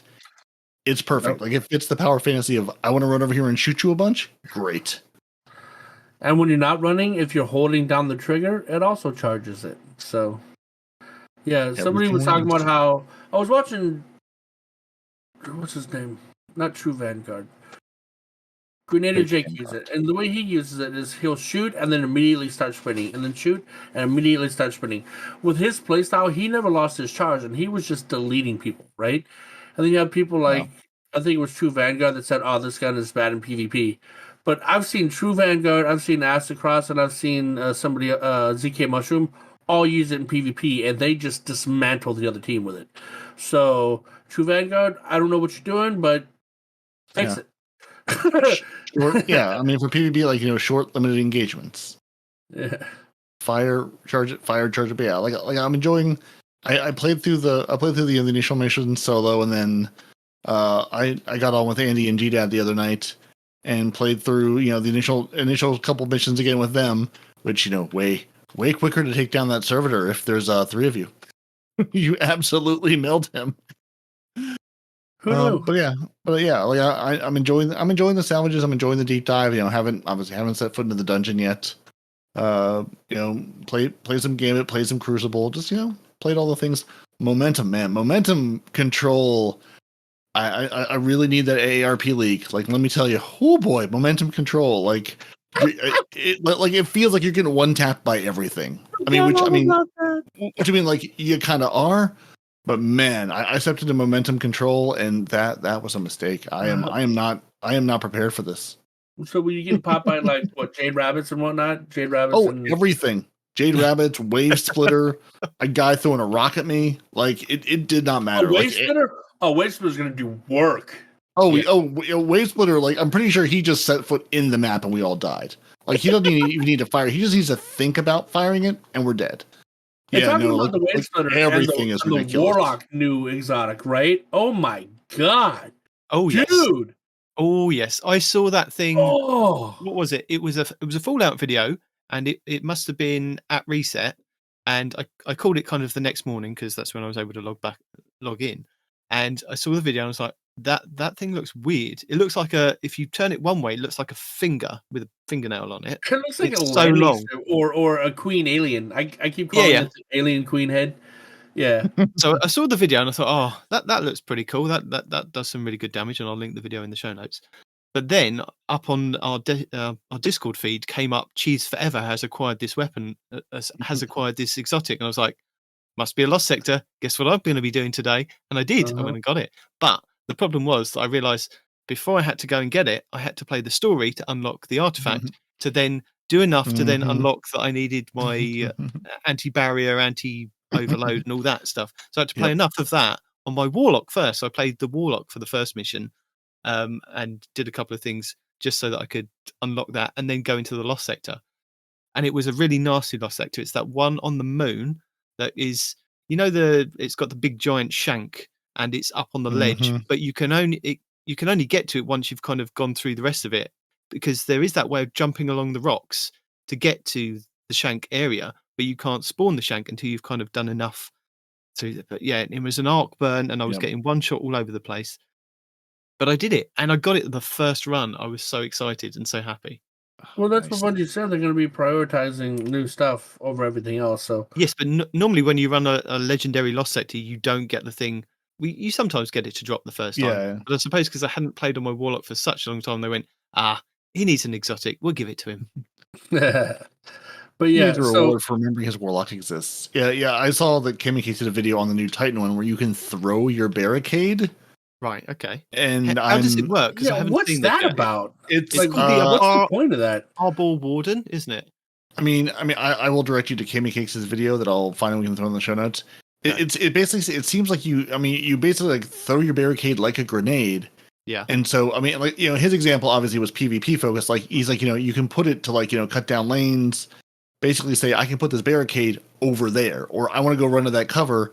Let me put a barricade up to so I don't get sniped moving from here to there. Like it's one of those, I think people will find some interesting uses for it, and I'm really curious to see how it plays out. So can I throw it in front of one of it's my just allies to interesting. protect them? Yes. And it does damage to an enemy. Or throw it in front of your allies to have them blow themselves up with a rocket. I'm just saying is likely how it will most productively be used. But yeah, it basically lets you throw your barricade to a remote location. That I think, I can't remember if it used, I don't know. I feel like it used part of your class ability, energy, and grenade, or I don't remember now. But honestly, I'm just happy to see an interesting exotic. That's not one that it's just unique. I'll give it that. It's definitely that just unique. looks. Because I feel like we get so many ones where it's just why would I ever use this? Why is this a thing? At least I'm it's interesting. Again, I think it's here's a solution. People will find a problem that it will solve. Yeah, I went back to Marine Corps boot camp when I saw that thing. Like the only thing I could think of was I'm up, they see me, I'm down, right? So you throw the barricade to give you a place to run to, right? Yeah. So you're running from cover to cover by making your own cover wherever you go. Instead of having to run and then plop cover, you throw the cover and then run to it. You know what I mean? So that's all I can think of is I'm up, they see me, I'm down. I'm up, they see me, I'm down. Just over and over again with these Titans throwing their walls everywhere. Good for anti-snipers. There you go, guys. Yeah. If you're trying to get that res in the GM, toss a couple barricades without having to put yourself into danger. All right, you go invisible and get the res. I'll throw a barricade up from my safe place and cover to shield you as well. There's. Again, I think there's going to be plenty of application for it. I can stay safe while providing cover to a teammate who is less safe. Now, going back to the original example we were talking about, the Warlock one. So I did hard mode Ron last night, right? Because I need to do that to get to the spoils at the end, because it's the only way you can buy adept weapons or whatever, right? So we get through that thing, and one of the Warlocks is rocking the new headpiece with Divinity. He's swapping between Divinity and what's the other arc one that does more damage the longer you hold it on there?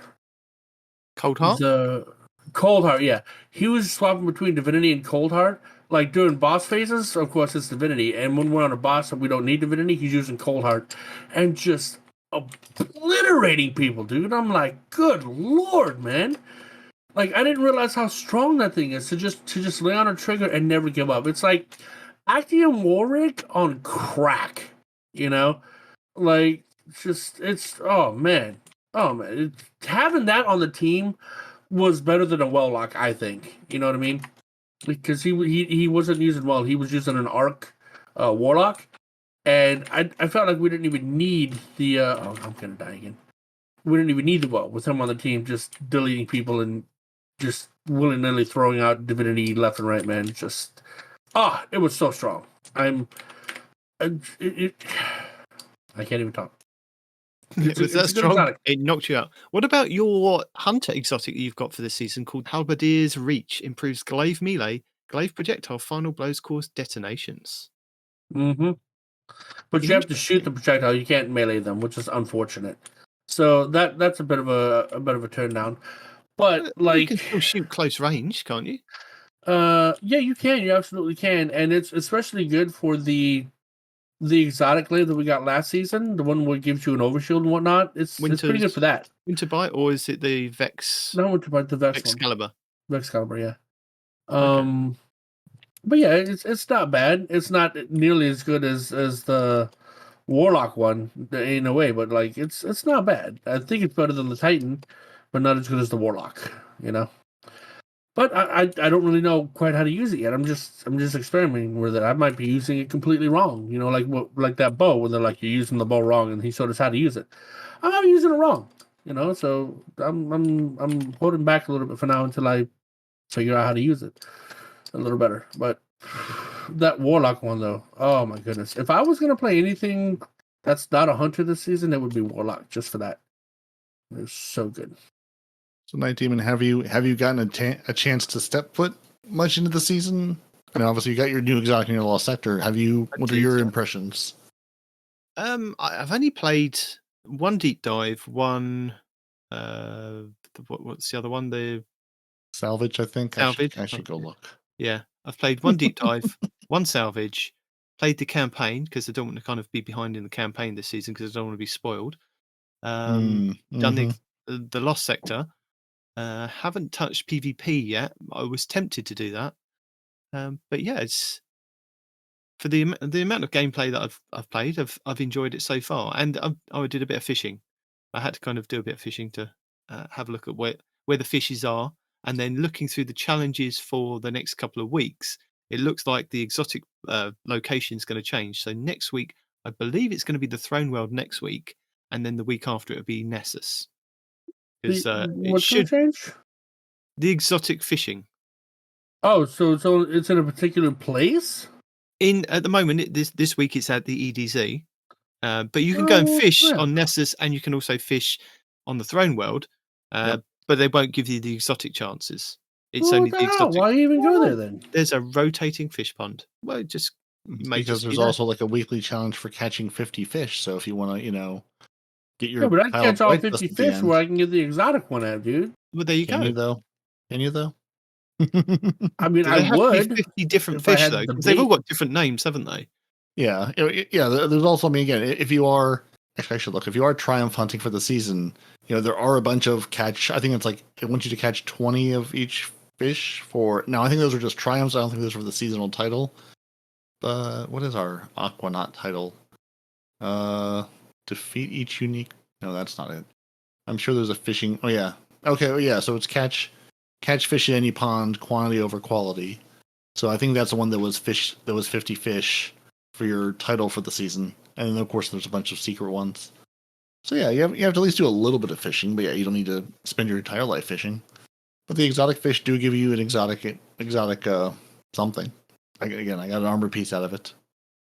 So you can get enhancement cores and enhancement prisms and actual exotic gear. Is that what you're telling me? I heard it was the prisms, not the shards, the prisms, the golf balls. Okay, hold on. So if I understand it right, you can get the exotic fish anywhere, but you have increased odds at the designated location.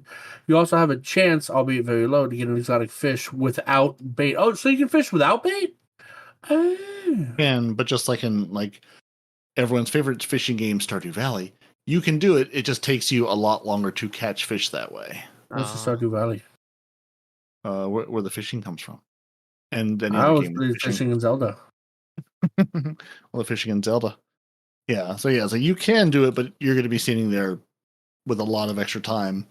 And since it seems like you can get the bait from just, going and playing playlist activities or public events or whatever, go run around the world. And also, I mean, since the fishing, times in and times out, go do something else while there is no fishing and then come back to fishing.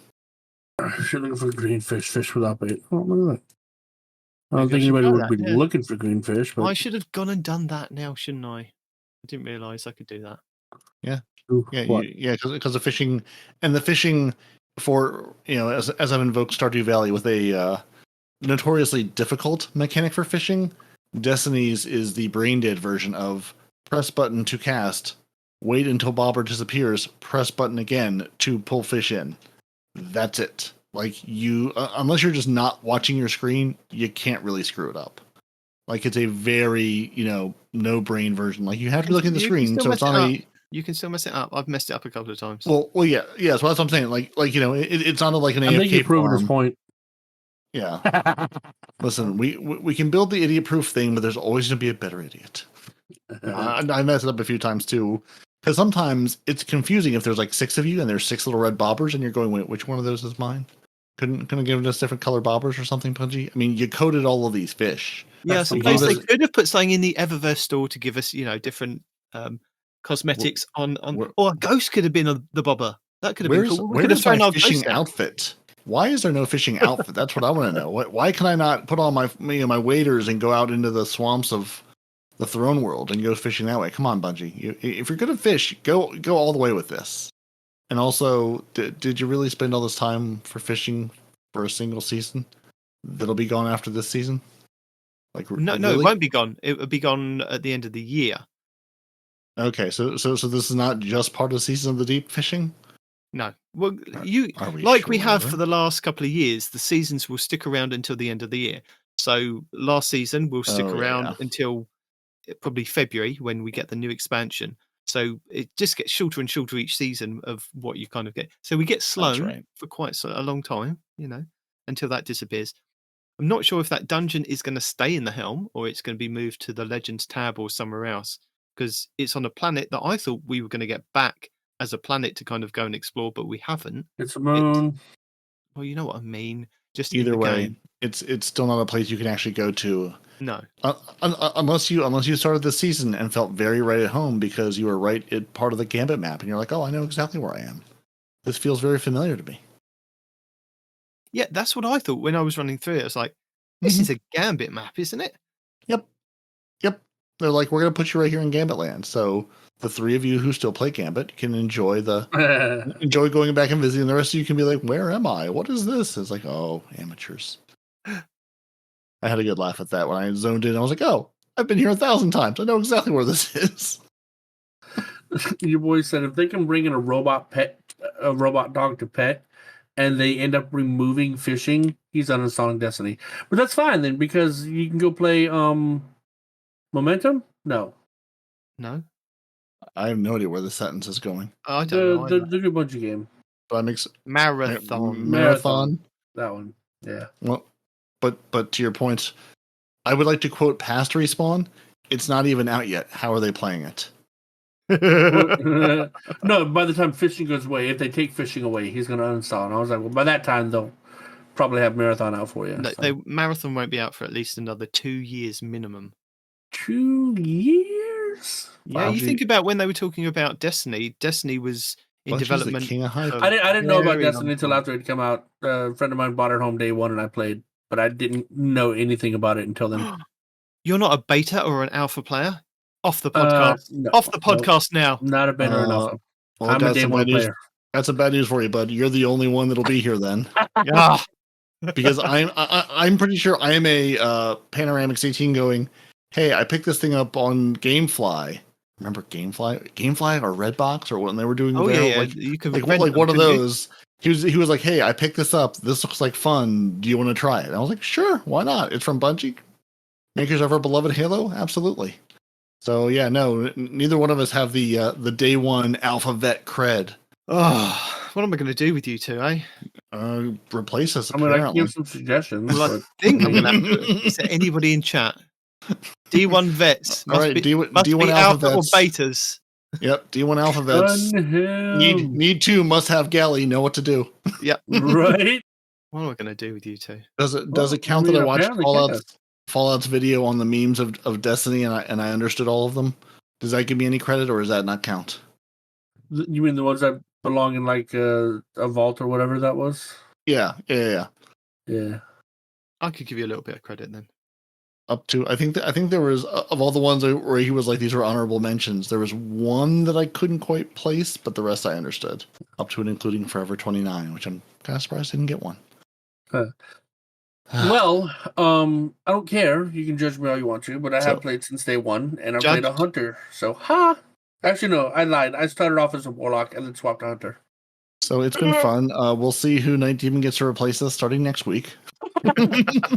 I heard you guys really love Micah, so 220 some odd episodes was a good run. Hey, you do what you can do. I told him about the feedback that we got too. I was like, dude, somebody actually said once I got over how good his voice was and started listening to what he said, I realized this guy doesn't know what he's talking about. He won't be back then, will he? No, it was just a couple of people. Just because their big complaint was that he's a Titan that's supremacist and he doesn't believe they should ever be nerfed ever. Right? Like if you talk about a Titan nerf, oh, it's blasphemy. They don't deserve it. Whatever. That was their big complaint. So. Yeah. So what I'm hearing is we're going to need to get Micah, Respawn, and then find a Warlock supremacist on the show. And that's what I said too. And let them find out, because we got 2 or 3 now. We just need the Warlock. Who's the Warlock supremacist? But apparently that's the thing is because I said, I mean, you can say the same thing about me. I do the same thing for hunters every day. He goes, no, you at least acknowledge, even if you don't agree, you acknowledge the nerfs. And I was like, oh, okay, well. Okay, that's fair. You do acknowledge them, and then you rail against them, which is also fair. Like, I acknowledge that they happened. Yes. Do I want it to happen? No. Ace, come here. Oh yeah, okay. So AZ, Micah, and Respawn, the Destiny class supremacist show. Something, I don't know. You have to workshop the name. Where they just talk about PvE stuff. Yep. And then they have to put up with the Respawn squirrel stories, and we don't have to. Shut up. AZ might deal with the squirrels, I think. Well, no. AZ, I think AZ and Micah would talk PvP, and then Respawn would just talk about PvE and have no idea what they're talking about. Which I think would just add to the fun at that point. Yeah. Or we just have, I don't know. Moving on. So, this week at Bungie. Where are we at? Yes, thank you. We're at this week at Bungie for the 25th of May, 2023. Mm-hmm. We are. So this week at Bungie, they're expanding their LAP family, getting our PlayStation on with some new fun cosmetic crossovers coming to Destiny, which they're already in there, and living out our aquatic fantasies. Well, are we? You may be, but Respawn obviously isn't. He's upset with Bubbles. He's upset with the methane-ness of the game. I'm upset that there's no underwater combat. Well, there's underwater combat, but you're getting smashed and can't do anything about it. That came out wrong. Or did it? Mm-hmm. Nope. So last week, we and Bungie talked about Final Season 21 prep. Yeah, we did that. An in-depth preview of the seasonal artifact. Yeah, we talked about that. They looked at the 3 new strand aspects, which are live now. And we've talked about that this week and last week. Respawn, have you got your new strand aspect? Oh, yeah. Is it good? Are we enjoying being a decoy? It's fun. It's fun. You used it? Oh, yeah. Yeah, it's hard. It's like, do I want to use my dodge to suspend people or to just troll people? Troll, obviously. That's the right answer all the time. When we were doing the raid farm to get all the red borders, like we would spawn 3 ogres in the middle because we can get 2 at a time, the two drops at a time. So by the time we go to the middle, there's 3 ogres. So I jump in the middle, immediately dodge, and as they all look at me, my thing detonates and does a lot of damage, and then my little spiderlings finish them off, and I was like, "What? That's brutal." That's a new term for them. Was that spiderlings? Spiderlings. Yeah. I thought they were John Wicks. I thought we had decided. Yeah, they're all John Wicks. They're coming to get you. I didn't know that. Okay, sure, John Wicks. if you live in Ireland, they are Liam Neeson. Yeah, okay, so first of all, Liam Neeson, he made 3 movies about the Taken. At some point in time, why don't you just write off the fact that you're a bad father and just be done with it? Well, it's quite easy to lose a child.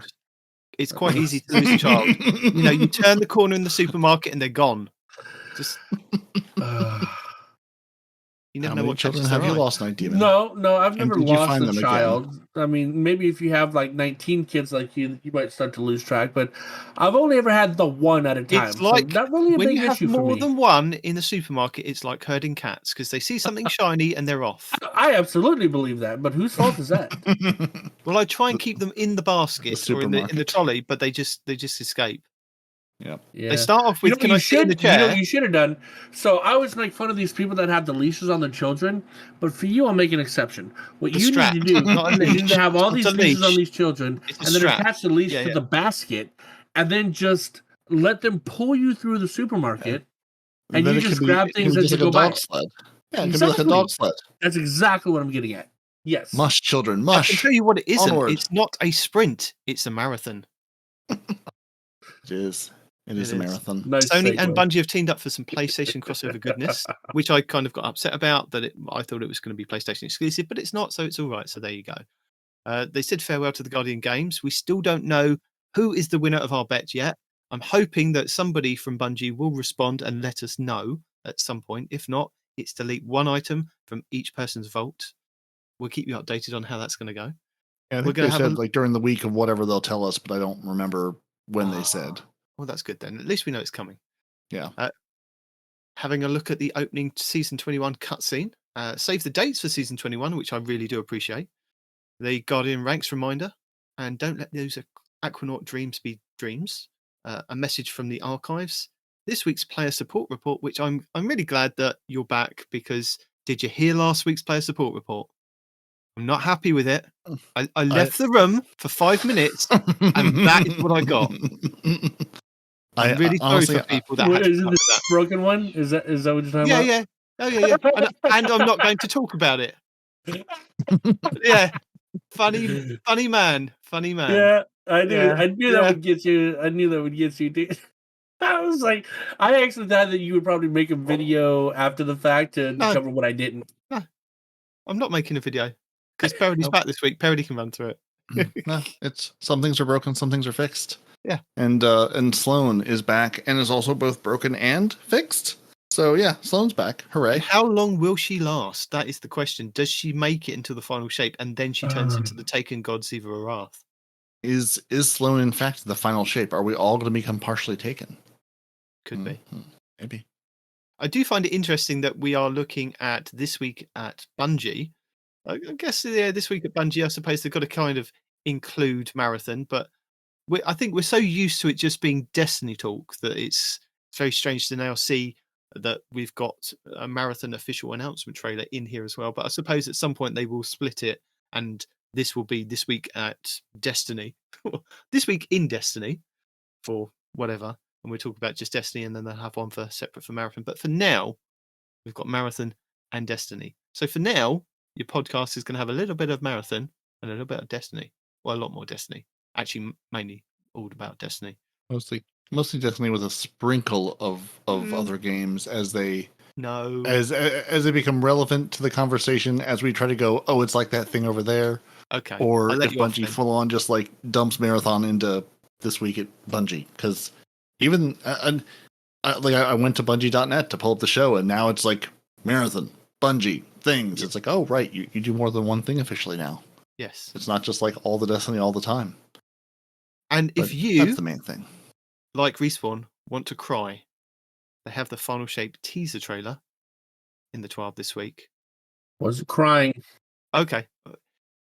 Let me put it a different way then. If you enjoyed Respawn's retelling of the trailer and want to see it for yourself, they do have the original in this week at Bungie.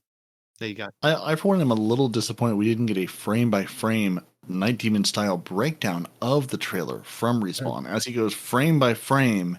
Well, as his excitement I did start builds telling you about toward the stuff big in reveal. it, and he took over. He said I was being boring, so you're not getting. You were being boring, dude. I mean, you're No. telling it like this isn't the like a biggest true thing to British happen in gentleman Destiny would. forever. Look, I'm going to point people in the direction of My Name is Bife, and I'm going to put it in the show notes for people to check out because he does break it down. And you can also catch the teaser for Marathon if you're interested in that and see what we were talking about at the beginning of the show. And then they've set up some Marathon Twitch, Twitters, Facebooks, YouTubes, marathonthegame.com. So if you want to kind of follow all of that, click the links. They'll send you post-it notes in the post about when things are happening, I guess. So then we can become day one alpha marathon players. So Nitedemon will let us be on his marathon podcast. Exactly. Oh boy. So we have a very exciting, and now that we've filled you with excitement, we're going to take the excitement down a little bit. There's an emblem ownership update, which is really just what the people truly know. That starting with Season of the Deep, your emblem ownership values were updated. Oh. So if you've been trying to play the stock market of emblems, don't do that. For security purposes, players who have emblems on their account that don't appear in their collections, because Bungie, isn't that on you, honestly? Isn't that you not putting them there? Because that's where they should go if you've acquired it? Apparently. So if you have them on the account that aren't in the collections, your flare, emblems, general, they will no longer be able to equip these emblems, and the players will no longer be able to use these emblems if they are equipped. I'm sorry, other people won't be able to see the emblems if they are equipped. Those that are affected by this change will need to reacquire these emblems through the proper means by unlocking them through the Bungie.net profiles on their platform if they wish to continue using them. Players who have emblems unlocked on their Bungie.net accounts and platforms are unaffected by this change. So, was there some way to thieve your way to emblems that was, like, are people hacking their way into emblem ownership? I don't entirely understand this, because the only time I see something not in my collections is when Bungie, you tell me, oh, by the way, that new thing you just got isn't in your collections because it's broken. So yeah, apparently something emblems, if you didn't earn it, you can't use it, nobody can see it. So if you're having that problem, that's why. Oh, okay. Thanks. So there's new strand aspects, which we might have mentioned a time or three. You're going to need to complete the unfinished business exotic quest, and then speak to our boy Nimbus to acquire all of your new strand aspects and learn more about the Veil. So yeah, it's joy. The whole quest took about, I don't know, 20 or 30 minutes. It's like run around Neomuna and do a couple of things, and then go visit the fish that you cannot. Sadly, you cannot fish at the Puka Pond. They will not let you, but you need to visit the Puka Pond to get your new aspects. All right, so I don't know if y'all saw what I was saying in the chat. I was like, "Oh, dude, you can totally fish, and if you get an exotic, you get the puka shell or whatever." I was just saying like the most random stuff ever, and then when I saw that you could like actually fish in the game, I was like, "Oh." Respawn desperately trying to troll you, and then Bungie trolling Respawn's trolling by going, "Sounds like a good idea." You know what? That sounds like a great idea. The only thing they didn't do was obviously you can't get the puka, but like pretty much everything else I was messing with people about, they did, up to and including the exotic fish. Like that, I totally brought that out of my butt, and it's an actual thing. And I just was like, "Am I in the Twilight Zone? What the hell just happened?" Bungie says that's a good idea. You know what's also a good idea? Launching dungeons. Which by the time you hear this, whether you're listening to it live or in its lovely recorded, edited, beautiful MP3 based form, the new dungeon will be live. It came out Friday at 10 a.m. And you will need the Lightfall dungeon key to acquire the quest from Hawthorne prior to launching the dungeon for the first time. And you will need to actually, if you bought the season, you have the key. If you didn't buy the season, you can buy the dungeon key. Basically, just a reminder that to do the dungeons, you will need to pay for the dungeons being available to you. Because that is the way of the world, because Stone Cold says so. Also, if you're interested in talking to the bird has some quests for you. And by the bird, I mean Hawthorne, of course, because Hawthorne is really just a puppet controlled by the bird. You can now craft your last wish items. So there's also, like, I guess, I don't know, quest is the wrong word, but like there's a thing on Hawthorne where it's basically like, go complete the raid, go do each part of this, and then you can craft your Apex Predator or the fusion rifle, which I don't know the name of because I've never really set foot into the last wish to actually do it. But those are craftable now. What's not craftable is all your known issues. Your electric armor and amped up artifact mods names, those are switched. So the mods will still function correctly based on their descriptions, but the names are switched. So read the description and all will become somewhat more clear to you. The Until Its Return shotgun glare is disconnected from the weapon. So that's fun. If you want to play at night after your spouse is asleep, I recommend the Dark Decider auto rifle because it does not have firing audio. It's silenced, it's suppressed. I thought that was fixed. Are you sure? Nope, it is a known issue. The Dark Decider does not have firing audio. If they fixed it since putting out the TWAB, I am unaware of this. Also, previous season ranks greater than 100 are displaying incorrectly in the Journey tab. Don't know how they're displaying, but it's incorrect. I was going to say incorrectly, it would seem. Now, speaking of accessibility, some subtitles do not appear during the Season of the Deep opening cinematic. Not sure which ones, but some. When equipping a sidearm or a hand cannon, the player's view will shift slightly to the left. So if you're putting a sidearm and a hand cannon on and your view looks a little bit different, it's not just you, it's the game. It's been shifted slightly to the left. The portal on the helm, does not open for players during the Into the Depth quest. Just it doesn't want to. So you're trapped there, staring at the big giant fish, staring at you, staring at it, staring at you, and that's your game now. That is actually, you know what? That is something I do enjoy. Is prior to doing her quest or whatever, right? You get one of those boons, right? Like an extra buff to take with you. And I came in with my Arc Hunter, the punchy punch one.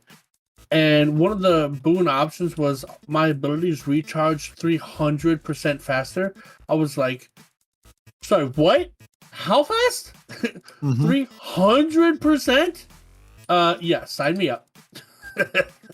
Yeah, that was so fun, dude. Like, what? So that extra little boon she gives you is definitely fun. Don't overlook those. I don't even think you can. I think you have to pick one up, but either way. Nice. Yeah, and they seem to be random every time. So you'll be offered 2 of Ash's rewards. Pick one, whichever one you like more, and go enjoy it. What you won't enjoy, though, is the players may experience a frame rate drop when opening the Eververse store pages, trying to buy the new cool thing. The Season 19's clan staff has the incorrect title. It's just wrong. It's just incorrect entirely. Speaking of which, did all you see that we got kicked from the clan? Supposedly? Listen, Project Omega has not yet been activated. When it's been activated, you'll be aware. No, I that's why I posted onto the Destiny app. Bungie, at least twice now, has turned off all the clans in the game because it was breaking people's ability to log in. So nobody in the game had a clan affiliation. Like, it still showed up for you. Like, you could see, at least I could see the other day when, like, no one else I was playing with had a clan affiliation. I could see my clan affiliation, but I'm assuming those I was with could not see it. But yes, Bungie has turned off clans twice now in the last 24 or 48 hours. Yeah. So yes, you haven't all been kicked from the clan unless you made Respawn angry, but also we don't give them that ability for that exact reason. See, y'all keep saying that, but I've had that power for a long time. I've never booted anyone. Okay, well that's fair. Good job then. A+ work. Yeah. So if you're thinking your clan thing is broken or your entire clan has disbanded or hated you, no, it's just Bungie desperately trying to keep their game up and running. Just like they're desperately trying to tell us that they are aware of the reports of the exotic armor focusing, dropping lower. Okay, so they fixed that. So never mind. So, the exotic armor focusing at Rahul was dropping lower, much lower than intended stats. That's now been fixed. Hopefully. They pushed a patch. They said it was fixed. One of you go try it. Let us know. They're also investigating Rahul, focusing exotic armor. Better stats now. Nope. I'm not wasting until somebody else says it's I haven't done that yet. I haven't been there. I did focus an armamentarium and it dropped to like a 67 with a decent roll on it. So that was like late yesterday, before I honestly even knew that it had an issue of dropping lower than expected stats. So either A, I got lucky, or B, they fixed it. Because you knew that when they're implementing something like this in the game, you knew that it was going to go wrong to start off with, and you had to wait a couple of days before you actually did the focusing. Oh, 100%. Just saying. 100%.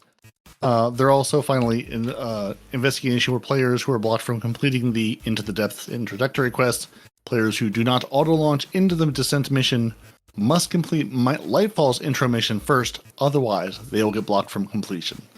So if you can't start the Seasonals quest, go make sure you've done the Lightfall intro quest, or maybe pick a character that actually did Lightfall's intro quest, because some of us have characters that have not done that yet, and thus cannot play the rest of the game. Not to name any names or characters, but that's it. That's not you, though, Peroty. No, absolutely. This, right? Yeah, no, absolutely not. No, I definitely don't have a character that's at like 1400 that doesn't even know what stasis is yet. Nope, that's definitely not there. How can you even have that? How's that even possible? I thought the minimum light you could be was 16. I think that involves you have to actually load into the game to do things. I have some Iron Banner engrams that are sitting at like 1432 or something. Yeah, that I think I just want to keep now, just to like for until they do turn the servers off. just keep it there. Just let it sit in my inventory forever and say eventually one day I'll turn you in. Listen, Amanda Holiday had a job. She lost her job, then she was taken out. So, it's hard to say what can happen next. She didn't lose her job. She died. Bro. No. She lost her job.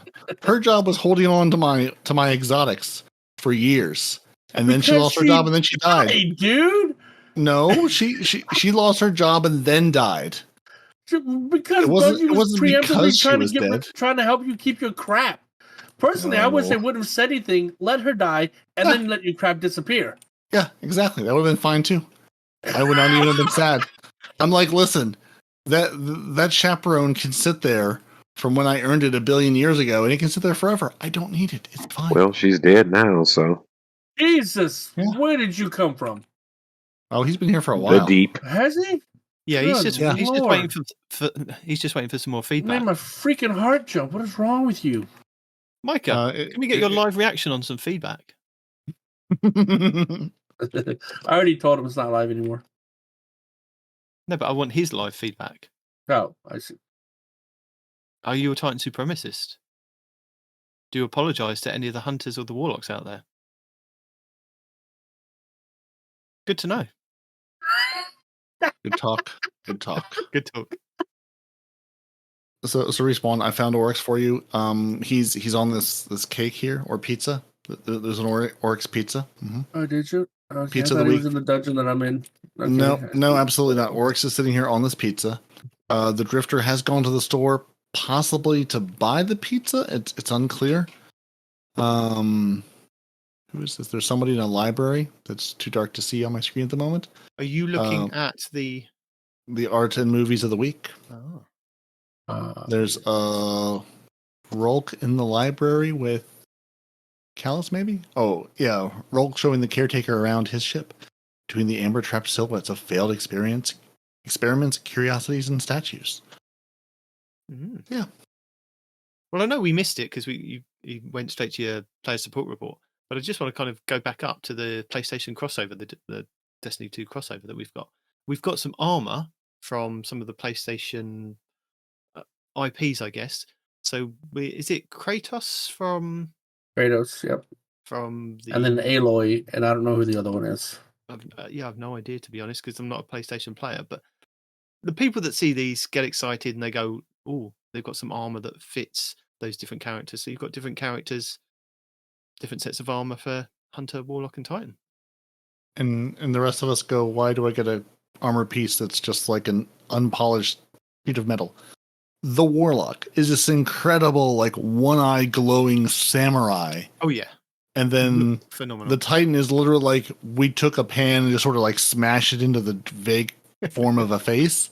Yeah. And the Hunter is sort of like halfway. They're like, we took the pan, but we gave it some blue accents and like a little disc on it. So it's slightly better. Storyline wise, the Titans got the best of all of them. You're freaking Kratos. You are the literal god killer. You are the god of war, you know? And then Hunter's got Aloy, which I enjoy Aloy, but she's just a lady who shoots arrows at robots, right? Let's be honest. And then I don't know what the warlocks are. Sorry, I don't know. Incredible samurais. They're from the Iron Banner, clearly. Yeah, I mean, I also like the Hunter cosmetic, but I'm just saying, like lore wise, if you're talking about like who's the most badass of the three costumes we got, well, Titan's definitely with Kratos. Come on, dude. I'm not literal talking about God of War. Yeah, but stupid. God of War should have better fashion sense. God of War, get it together. Does he need it? He's the God of War. Does he need fashion sense? Yes. Because how are you going to strike fear into the hearts of your enemies with a mama's, pan on your face? By driving your blade into their hearts. No. Yeah. No one's fearing that. No one's looking at that armor class and becoming afraid. I'm sorry. No. Okay. I deny you. But the cool thing is, if you're into The Last of Us, there is some really cool cosmetic ships, sparrows, and ghosts. Like the little clickers. You think those are cool? Unironically? Yeah. I thought initially when I saw them, I thought, oh, that's from like Stranger Things, but it's not. It's from whatchamacallit. It's so ugly, man. Like, why would fungus be grown on a ship that ghost? Apparently, the ghost does actually clicking noises as well. That might be cool, but aesthetically, it's ugly. It's ugly. You cannot change my mind. It's disgusting. Ew. And they've got the swanky gadgeteer emote to harness your inner Ratchet and Clank. So there you go. There's those cool things. Yes. Those are certainly things that I'm sure PlayStation people will be very pleased about, and other people. So, we do have our first Iron Banner of next week. That's Mhm. going to be really cool. And where is it? Where's my document? My tracking document of all my things I've been tracking. Because I thought, this is really strange going through all the challenges and the triumphs and things. When is Iron Banner? And in the triumphs or the challenges for this season, it hasn't got it listed until kind of week, I think 7 or 8. And I was thinking that's a bit weird. But it turns out that we have got it next week, as well as, let me just find my thing. Seasonal rotations, top of the list. Right, so we have Iron Banner the week of the 30th of May, which is next week, week 2.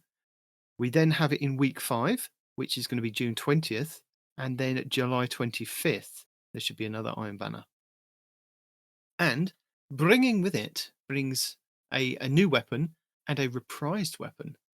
So our new weapon is called Pressurized Precision, and it is a Strand fusion rifle. So it goes in Yes, primary it thrust. is. Oh, the thing was made for hunters. I'm sorry, go ahead. So it comes with the Skulking Wolf perk, which is, while at low health, Guardian Final Blows with this weapon grant enhance radar and remove you from the opposing radar. It can roll with high impact reserves, Rangefinder, Eye of the Storm, Vorpal Weapon, Iron Gaze, Cornered, and Hatchlings, with Air Assault, Auto-Loading Holster, Firmly Planted, Moving Target, Encore, Perpetual Motion, and then a new trait. I'm not sure if it's for this season, called Discord. Remind me, have we had a Discord perk before? That's the first time. Yeah. Right, so this new perk is Final Blows with another weapon. Grant this weapon increased speed for aiming down sights, accuracy, and airborne effectiveness for a short time. When Discord is active, Final Blows refund ammo. So that's interesting. And it says the buff lasts 7 seconds and kills while Discord is active, refund ammo to the magazine. And then you can get all your standard kind of coil perks and your barrel perks with that. So it looks like it could be a bit of a beast. So that's one to look out for with Iron Banner coming up next week. It's absolutely a beast. Yeah. Look, okay, so first of all, it gives you a trait that when you shoot a partner, you get you both get the green armor, right? But it does more than that. If you continue to shoot them, then they'll become unraveled. Well, between the hunter helmet, I think he was talking about the fusion rifle, not a pulse rifle. no, he was talking about the No, because he said Skulking Wolf. So I think he was talking about Iron Banner. I think your excitement's getting a little ahead of you. Oh, I think He's it always is talking about Iron being Banner. distracted. Yeah, my bad. He knows I always talk about Iron Banner. Yeah, but I blocked it out. That's probably what it was. Respawn's getting excited about Iron Banner. What? Yeah, no, my bad. And our returning weapon for the next season is called the Swarm of the Raven, which is a grenade launcher, heavy grenade launcher, rapid fire frame. Again, Used to be best in Skulking Wolf slot. perk. It can roll with destabilizing rounds, Envious Assassin, Cascade Point, Adagio, Full Court, Disruption Break, and Genesis, with Clown Cartridge, Demolitionist, Pulse Monitor, Field Prep, Auto-Loading Holster, Slick Draw, and Impulse Amplifier. And then kind of all your kind of explosion things to make it go boom. So it's come back with some new perks that, Adagio, Full Court, even Cascade Point might be pretty cool because Final Blows or sustained precision hits with another weapon increase the rate of fire for this one. So might be pretty cool to use. Or volatile rounds, destabilizing rounds. Stabilizing rounds are fun. Does that roll in the same slot as Full Court? It does, unfortunately. Too bad. Well, Full Court, have y'all seen how far back? You have to be 50 meters for max damage with Full Court. That's nuts, man. I'm not sure I'm a fan of that. Some extra damage. Any extra damage is good extra damage. Okay, sure, I'll give you that. But or you could use Adagio and get 30% increased damage. So after defeating a target, this weapon fires and charges more and draws more slowly. It deals increased damage for a brief time, and it's 7 seconds. So you get a kill with it, and then it does increase damage. No? Not a fan? No. Okay. Anyway, those are the two weapons that are going to be there in Iron Banner next week. So check those out.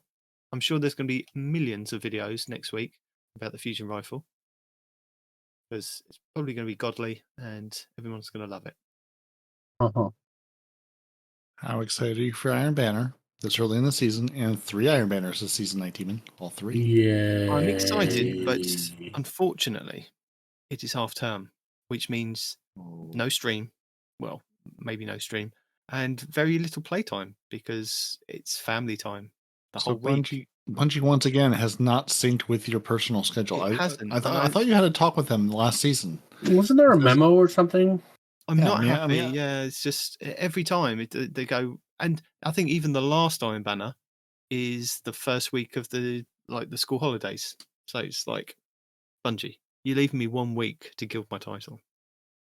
What's this about? I know I can do it, but what's this about? This is not favoritism, is it? I know I can do it, but Yeah, this will be done in 4 days, but still 4 days, arrogance. 5 hours, my friend. Yeah, fair. Like I said, the arrogance of this man. I mean, it could be 5 hours over the 4 days. I don't know.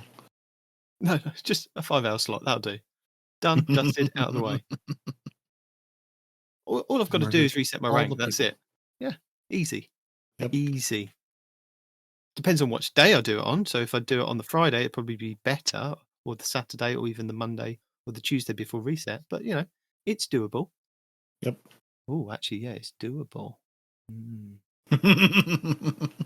Next week. You have issues, Okay. my dude. You have issues.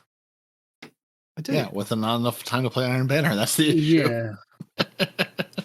So I know we covered the issue with the clans this week, but was there anything else? Is there anything in a Respawn's report roundup this week that, he's been let off for so many weeks of actually giving people an update? Is there anything else that we need to kind of cover there?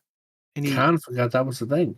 Is there something we need to Is cover? there any news that, is newsworthy apart from new season, new dungeon, PlayStation crossover? I'll go look. Things are broken, and it's always broken. Okay.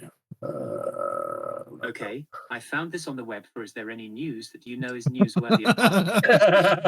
No, there is no news. Nothing is broken. Nothing. Nope. The episode 215 is the last one out there, bud. Oh my word. No news. Nothing worth mentioning. Nothing worth Listen, discussing.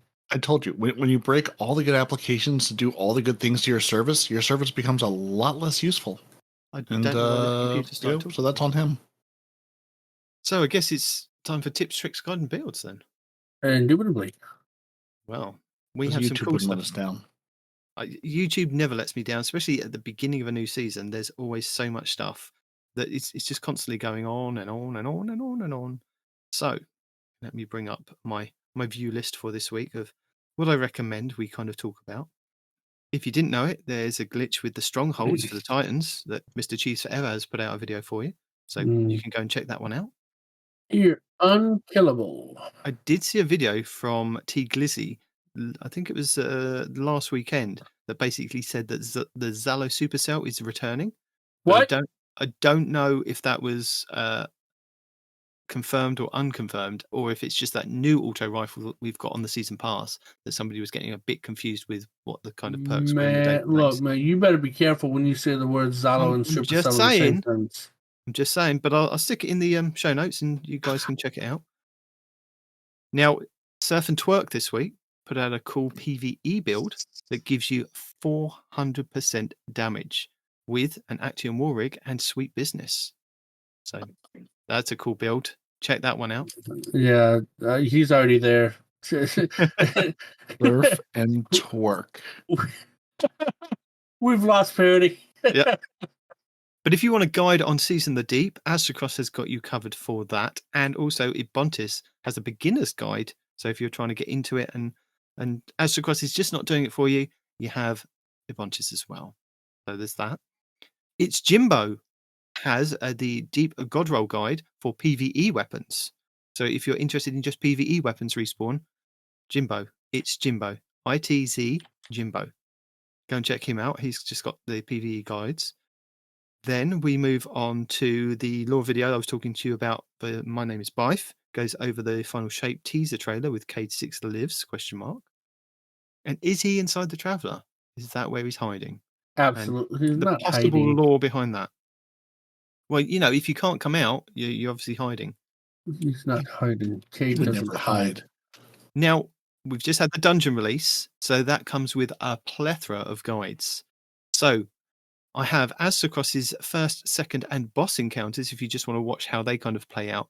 But Fallout That's plays. not a guide, by the way. No. It's not a guide. I'm not saying it's a guide, but Fallout plays as an every encounter, easy to follow guide that he's put out. Mm-hmm. And with that also comes Esoteric has done a solo, flawless Ghost of the Deep dungeon run. Already? Solo, flawless dungeon, an hour and 15 minutes. Yeah, obviously. What do you his take this level, man bro. for? He's done that, and he's also created 2 other guides for all the hidden chest locations and all 12 Ghosts of the Deep dungeon collectible locations. So he's been a busy boy. So go and check out his 3 videos this season. Well, I say this season, this week anyway. Esoteric also has a deep dive week 1 complete solo guide for plants and flora. So if you're looking for those, Esoteric Ubuntu has that. And then they went over the exotic for the warlocks. Fallout plays his video about that exotic helmet. And did you know that the 180 hand cannons have had a massive buff in PvP? Well, True Vanguard this week is going to tell you all about it, what to kind of look out for on those. Our good friend Froggy618157725 has an out of bounds Shattered Throne via the Last Wish raid. So it's the Lightfall edition. So go and check that out. If you want a guide on fishing, do you really need a guide on fishing, Peroty? Respawn might. I mean, you don't need to get on fishing, but the exotic you fishing, do. maybe? How to fish effectively? Is that what you're thinking, maybe? Well, I'm saying that, our good friends Time Sausage Gaming Channel has a Destiny Fishing is Brilliant. Loads of rewards and triumphs. Here's how it works. So it's got a guide for you on that. And then finally, from me anyway this week, Legolas Flash has a You Kept the Wrong Taraxipos. So he goes over an amazing role for PvP. And it's not one I've got, so I'm unhappy. I kept the wrong role. He's right. I should have had the role that's in his video. Kept the wrong role. And I'm He not has going to tell you also what one done it is. I think he also has like a newsletter or something. He has also done a Strand Bible. He actually did Legolas Flash also did a series of, like, if you sign up, he'll send you 5 emails like over the course of 5 days about basically all about Strand building. If you are thinking about like, hey, I'd like to actually get into like some build crafting and like how do I put these together, or you look at these people and go, how do you put these builds together? He'll walk you through, like, one for Titan, one for Warlock, one for Hunter, like how to do the builds, which aspects, which fragments, how they work together, where the synergies are, and then like really like explain like, here's what these things are, here's how they play off each other. And then he has a Strand Bible that he's selling for, I think it's like $19, or I think it's like a pay what you want, but it's basically 25 different builds that he's put together for Strand across all the 3 classes that he's going to continue to add to this season. So he is doing some serious like Strand build crafting this season. Your boy must be confident if he's selling them. What? He's a very good content creator. Goes into a lot of detail. He's on the massive breakdowns now, isn't he? He's taken over from Mercules. Yeah. He's half the massive breakdown show at this point. The PvP version, which I guess you would make sense because the PvE version is a different show. But then there was a couple of things I wanted to throw in. One where the video that I wish someone would make every season. Actually, this one I actually understand how to play the season, but Dado has the how Season of the Deep works, season 21 guide, just explaining like, hey, here's all the new activities, here's how they work, here's the synergy going back and forth. It's a lot better this season because there is no stupid upgradable thing at the sonar station. Like we had in the last couple seasons, it was go do this and unlock the nodes and go do this 9,000 times to unlock this. That doesn't exist. The sonar station just has focusing.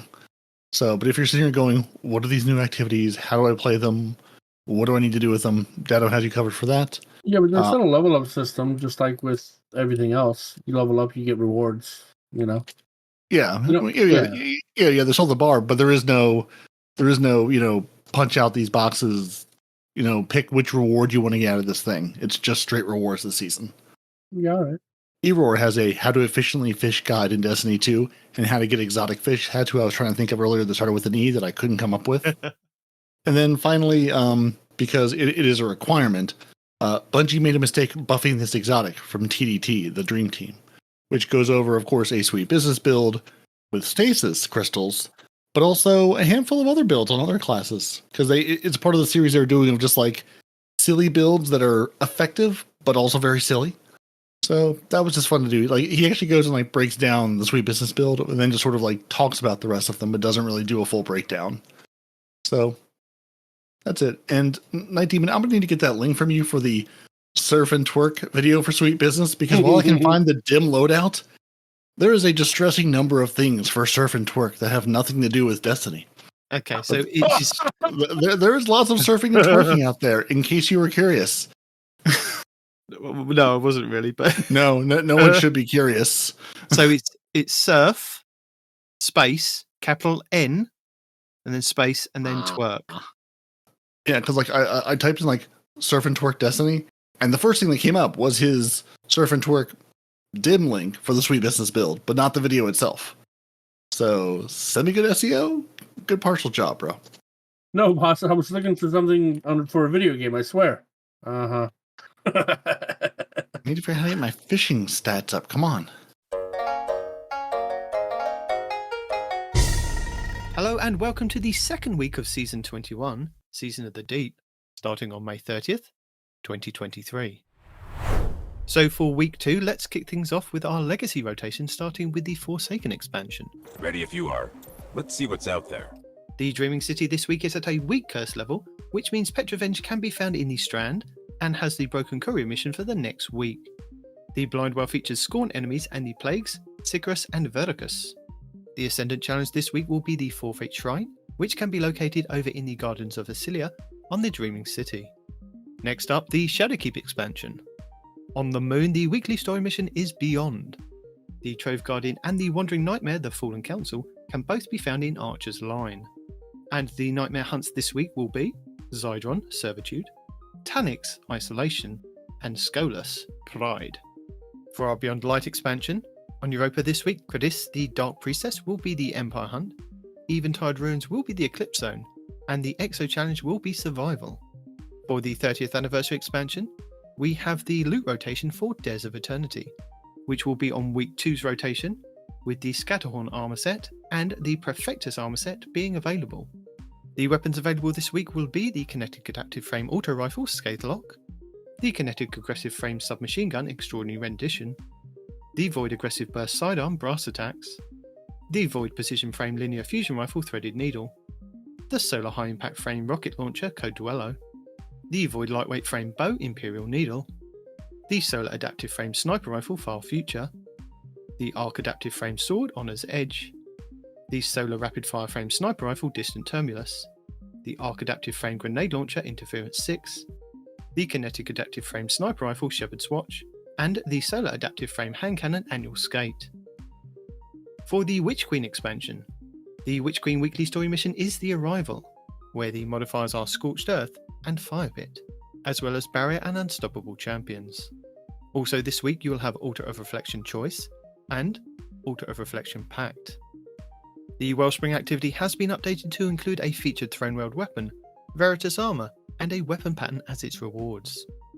For the Lightfall expansion, the weekly mission is No Time Left, with Barrier and Unstoppable champions, lock loadouts at Legend difficulty and higher, Void Threat, Void and Strand shields, Pestilence, Arc and Strand surges, with overcharged machine guns and galvanized on hero difficulty only.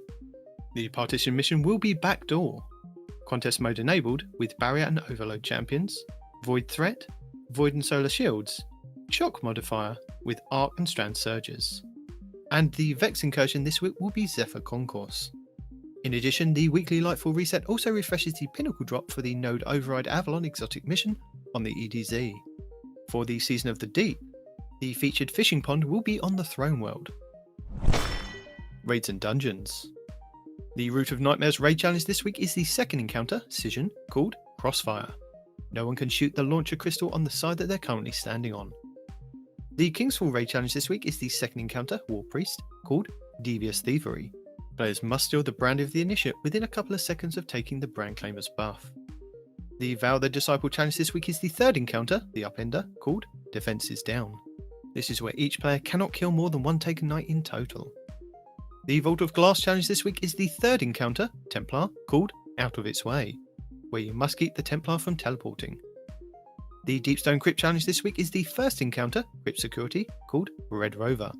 This is where all Guardians must be an operator and shoot the 2 panels on the lower levels. And the Last Wish challenge this week is the second encounter, Shurichi, called Witch Witch. Guardians must not get hit or take damage from Shurichi's Arc Blast. Your pinnacle raid will be the Garden of Salvation over on the moon, which means all challenges will be available for each encounter. These are the first encounter, Embrace, called To the Top. This is where you must not kill the Cyclops that spawns near the Consecrated Mind. The second encounter, Spire Defense, called A Link to the Chain.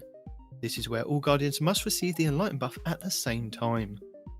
The third encounter, Consecrated Mind, called Staying Alive, where you must not kill the spawning Cyclopses in the first 2 rooms. And the fourth encounter, Sanctified Mind, called 0 to 100, where you must fully fill each conflux with 30 motes within 10 seconds of initially banking the first set of motes.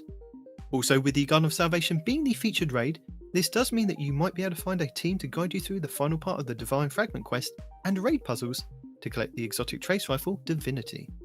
And the pinnacle dungeon for the first time will be the Spire of the Watcher on the Throne World. Next up, challenges. So for week 2 we have Into the Depths 2. Complete the week 2 Into the Depths mission for Challenge XP. Frontline Salvager 2. Open 3 chests in Salvage. Redeeming salvage keys grants additional progress. Additionally, defeat Taken anywhere in the system for Challenge XP. Powerful Salvager. Defeat powerful combatants in salvage activities for Challenge XP+. Antithetical Armaments. Defeat 150 targets with shotguns or sniper rifles. Defeated Guardians or defeated combatants in salvage or deep dive activities grant additional progress for Challenge XP+. Throne World Activities. In the Throne World, complete bounties and earn progress by completing patrols, public events and looting lost sectors for Challenge XP+ and Bright Dust. Lost in Legend. Complete a lost sector on Legend or higher for Challenge XP+ and Bright Dust. Flourish of Power. Defeat Guardians in the Mayhem playlist with super abilities for Challenge XP+ and Bright Dust. Primeval Entourage. Defeat 100 Taken in Gambit. And bonus progress for defeating tougher combatants for Challenge XP+ and Bright Dust. Taken Decimator. Defeat 200 Taken combatants in Vanguard playlists or strikes. And bonus progress for defeating tougher combatants for Challenge XP+ and Bright Dust. And Calibrate Long Range. Calibrate long range weapons, pulse rifles, bows and trace rifles. Bonus progress is granted for defeating Guardians for Challenge XP+ and Bright Dust. Hello! With this being a new season, we have had a legendary Lost Sector shake-up, meaning we won't know the order of the Lost Sectors until we have a full rotation. As a reminder, your daily Lost Sector will show your flag outside, which will give you details of threats, shields, champions and exotic armour you will find inside. But if you're new to the game or using an alternate character and can't find the flag outside, you will have to run through the Lost Sector normally to have it show up on your map as a Legend/Master, which you can either do solo or with a fire team, but you will only be able to earn a chance at the exotic drop when completing solo. Lead the way. Our second featured Nightfall will see us face off against Sadir in the Corrupted over on the Dreaming City, where you have a chance to get a pinnacle engram if you complete the Nightfall with a score of 200k or more. This Nightfall is free to play. You'll be able to earn high-end gear for your characters, including the Nightfall featured weapon, exotic gear, enhancement cores, enhancement prisms, ascendant shards, and adept Nightfall ciphers. The higher the Nightfall difficulty, the more common the drop will be, with the featured weapon and exotic gear being uncommon at hero difficulty to being common with ascendant shards in Grandmasters. Legend and lower Nightfalls will have 3 Overload champions and 6 Unstoppable, with 22 Solar, 30 Void and 15 Arc shields. Masters and GMs will have 8 Overloads and 10 Unstoppable, with 20 Solar, 28 Void and 14 Arc shields. Your Nightfall modifiers are Hero difficulty, maximum effective level 1765, matchmaking is available, enemies have extra shields, Champions Foe, you will face Overload and Unstoppable champions, you can either use intrinsic exotics, use a subclass debuff, or use anti-champion mods from the seasonal artifact. Arc Threat, 25% increase to incoming arc damage. Empath, enhanced radar, take increased damage from melee. Galvanized, combatants have more health and are more difficult to stun. Legend difficulty, maximum effective level 18-15, includes all previous modifiers except Galvanized. No matchmaking. Equipment locked, you will not be able to change your equipment after this activity starts. Master difficulty, maximum effective level 18-20, includes all previous modifiers except Galvanized. Champions mob, this difficulty adds more champion enemies. Epitaph, taken combatants generate blight geysers when defeated.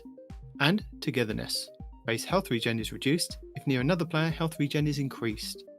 Your anti-champion artifact mods for this week's Nightfall are Overload Scout Rifle, and Overload Trace Rifles, Unstoppable Hand Cannon, and Unstoppable Glaive. You also have exotic weapons and armor that can help with intrinsic mods as well. For Overload, the Void Energy Bowler Monarch, the Arc Energy Linear Trace Rifle Divinity, the Arc Heavy Machine Gun Thunderlord, and the Warlock Exotic Boots the Secant Filaments, which when you drop an Empowering Rift, any weapon that is fired from inside the world can cause an Overload champion to be stunned. For Unstoppable, we have the Kinetic Fusion Rifle Bastion, the Kinetic Hand Cannon Malfeasance, the Solar Energy Sidearm Devil's Ruin, the Void Heavy Bow Leviathan's Breath, and the Hunter Gauntlets Athos' Embrace, which have a chance to stun unstoppable champions with their empowered weighted knife. And the Grandmaster Nightfalls will return on June 13th. Lord Shaxx brings Mayhem to the Crucible for the second week of the season. Mayhem is where two teams of 6 players go head to head in a clash type mode. Abilities and supers charge at an extremely faster rate than usual. Respawns are instant, and power ammo spawns are also much faster than usual. With a time limit of 10 minutes, the first team to get 125 eliminations is the winner. And Zone Control will also be returning this week in the Relentless Crucible playlist. Zone Control is a 6v6 game mode which emphasises team-based gameplay in capturing zones and not kills. Zone Control forces players to collaborate more actively in capturing and defending zones. Capturing zones dramatically takes longer if only one player tries to do it themselves, with it taking 22.5 seconds to capture the point, whereas 2 can capture within 10 seconds. 3 or more players will capture a zone in 7.5 seconds. Beyond that, capturing a zone will net the team 1 point per capture, and holding onto that point will reward 2 points every 15 seconds per zone, making it essential to lock down the areas rather than float between them carelessly. The first team to 125 points wins. And Valus Forge returns to the tower for the first time this season, bringing with him the Iron Banner. This is a week-long free-to-play Crucible event, which means there will be no Trials of Osiris at the weekend. Power level is disabled, which means you can go into Iron Banner with whatever weapons and armour you would like. Iron Banner also brings with it challenges and a seal to become an Iron Lord. Each day for 4 days for each character from Tuesday reset, Lord Saladin will give you the opportunity to receive a pinnacle reward. You can either play each day and collect each pinnacle, or you can wait until the Friday reset to play all the games you need and receive all 4 in one go. From 3 for your first pinnacle up to 18 games in total for all 4 pinnacles. As a reminder, the pinnacle rewards will give you +5 to your power level if you are below the power cap of 1800. But if you're at 1800 and trying to reach the pinnacle cap of 1810, then the pinnacle will give you +2 in light. Players can rank up with Lord Saladin to receive rewards from his reward track, and equipping any Iron Banner armour, ornament or weapon plus Iron Banner emblem will progress your progress faster in ranking up. This is multiplied if you complete the daily pinnacle challenges as well. For the Iron Banner gear boost requirements, all 5 pieces must be equipped as gear or ornament for it to take effect. Also, with the Iron Banner's return, you do have another chance to become an Iron Lord and gild your title. The triumphs for this are Jolder's Victory, win matches in the Iron Banner playlist across all events and seasons. Ganora's Seal, acquire Iron Banner armour. Each armour piece must be unique to count towards the total. Ormond's Taste, acquire Iron Banner weapons. Each weapon must be unique to count towards the total. All-Wing Spirit, earn points by completing objectives in Iron Banner playlist modes. Frostmire's Will, complete Iron Banner challenges. Grimmel's Dedication, reset Iron Banner rank twice. Durham's Howl, complete Iron Banner matches whilst wearing at least 1 piece of Iron Banner armour. Earn additional progress for each piece of Iron Banner armour equipped. And to gild the title this season, you have 5 triumphs to complete, which are Glorious Howl, win Iron Banner matches, earn additional progress for each piece of Iron Banner gear equipped. Again with Feeling, reset Iron Banner rank. On Point, earn points by completing objectives in Iron Banner playlist modes, whilst using a Strand, Arc or Void subclass. one and done. Complete all 4 Iron Banner challenges in a single Iron Banner celebration. And Down Dear Friend. Defeat 200 Guardians in Iron Banner. Earn bonus progress for using Iron Banner weapons from the current season. And returning this season will be the Void Rapid Fire Frame Heavy Grenade Launcher, Swarm of the Raven. With a base blast radius of 20, velocity of 49 and stability of 21. It can roll with destabilizing rounds, cascade point and full court, with clown cartridge, pulse monitor and auto-loading holster.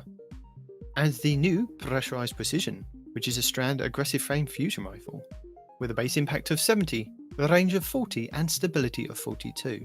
It can roll with high impact reserves, rangefinder and hatchling, with auto-loading holster, encore and the new perk Discord. Both weapons have the origin perk Skulking Wolf, while at low health, Guardian final blows with the weapon grant enhanced radar and remove you from the opposing radar. That is amazing.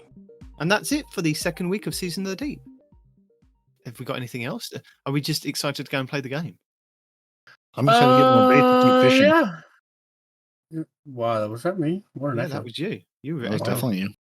Well, Yeah, I think I'm definitely excited. Yep. I think this is the time that we have to say goodbye to you, lovely human beings. But We everybody. do Thank have you. to say thank you. Thank you for the other, thank you for the other group of human beings. Don't worry, I would never forget I know you the would man, never do the myth, the legend, Zep Orbit, sitting there in orbit, watching the Traveler, one eye on us, keeping us safe, trying to threaten anyone with a good time. Can't be done. I would never, in a trillion years, forget BHS Nightcrawler, the Scarlet Cam, Dedicated WM64, or the T-Rex King, except no substitutes, as our Otterdam troop. I would never forget them. I would maybe forget to run from all the grenades being thrown by Carter 2782, We Noble, Golden God 1562, Basically Assault, Zombie Pops, Renard Calant, and Mellow Mally.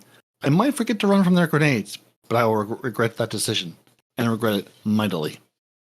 And I would never, ever think anything less than the total and complete approval from Deacon that PP Pipe, Lord Master Chaos, Dimwee, The Drifter's Driftwood, Hate Quest, Guardian Downcast, and Space Coin receive each and every week. And apologies to Space Coin, I saw the Patreon come through last week, but I neglected to get the information to the Nitedemon. So thank you very much for joining our lovely group of patrons. You have our undying love and affection, and we appreciate you, and we appreciate that you appreciate us, and it's just a mutual appreciation society. It is. That's what we're here for, to be happy, to play Destiny, and go fishing. And thank you for joining us. Go ahead, Your Guardian Nitedemon, your hunters don't want to respond in real life. What's up? Micah is here, lurking in the background, as always. Our lore scribe, not Arf. Listen, we've sent a man submarine down. We'll let you know what we find. Oh no, I found him. guarantees. I found him this week.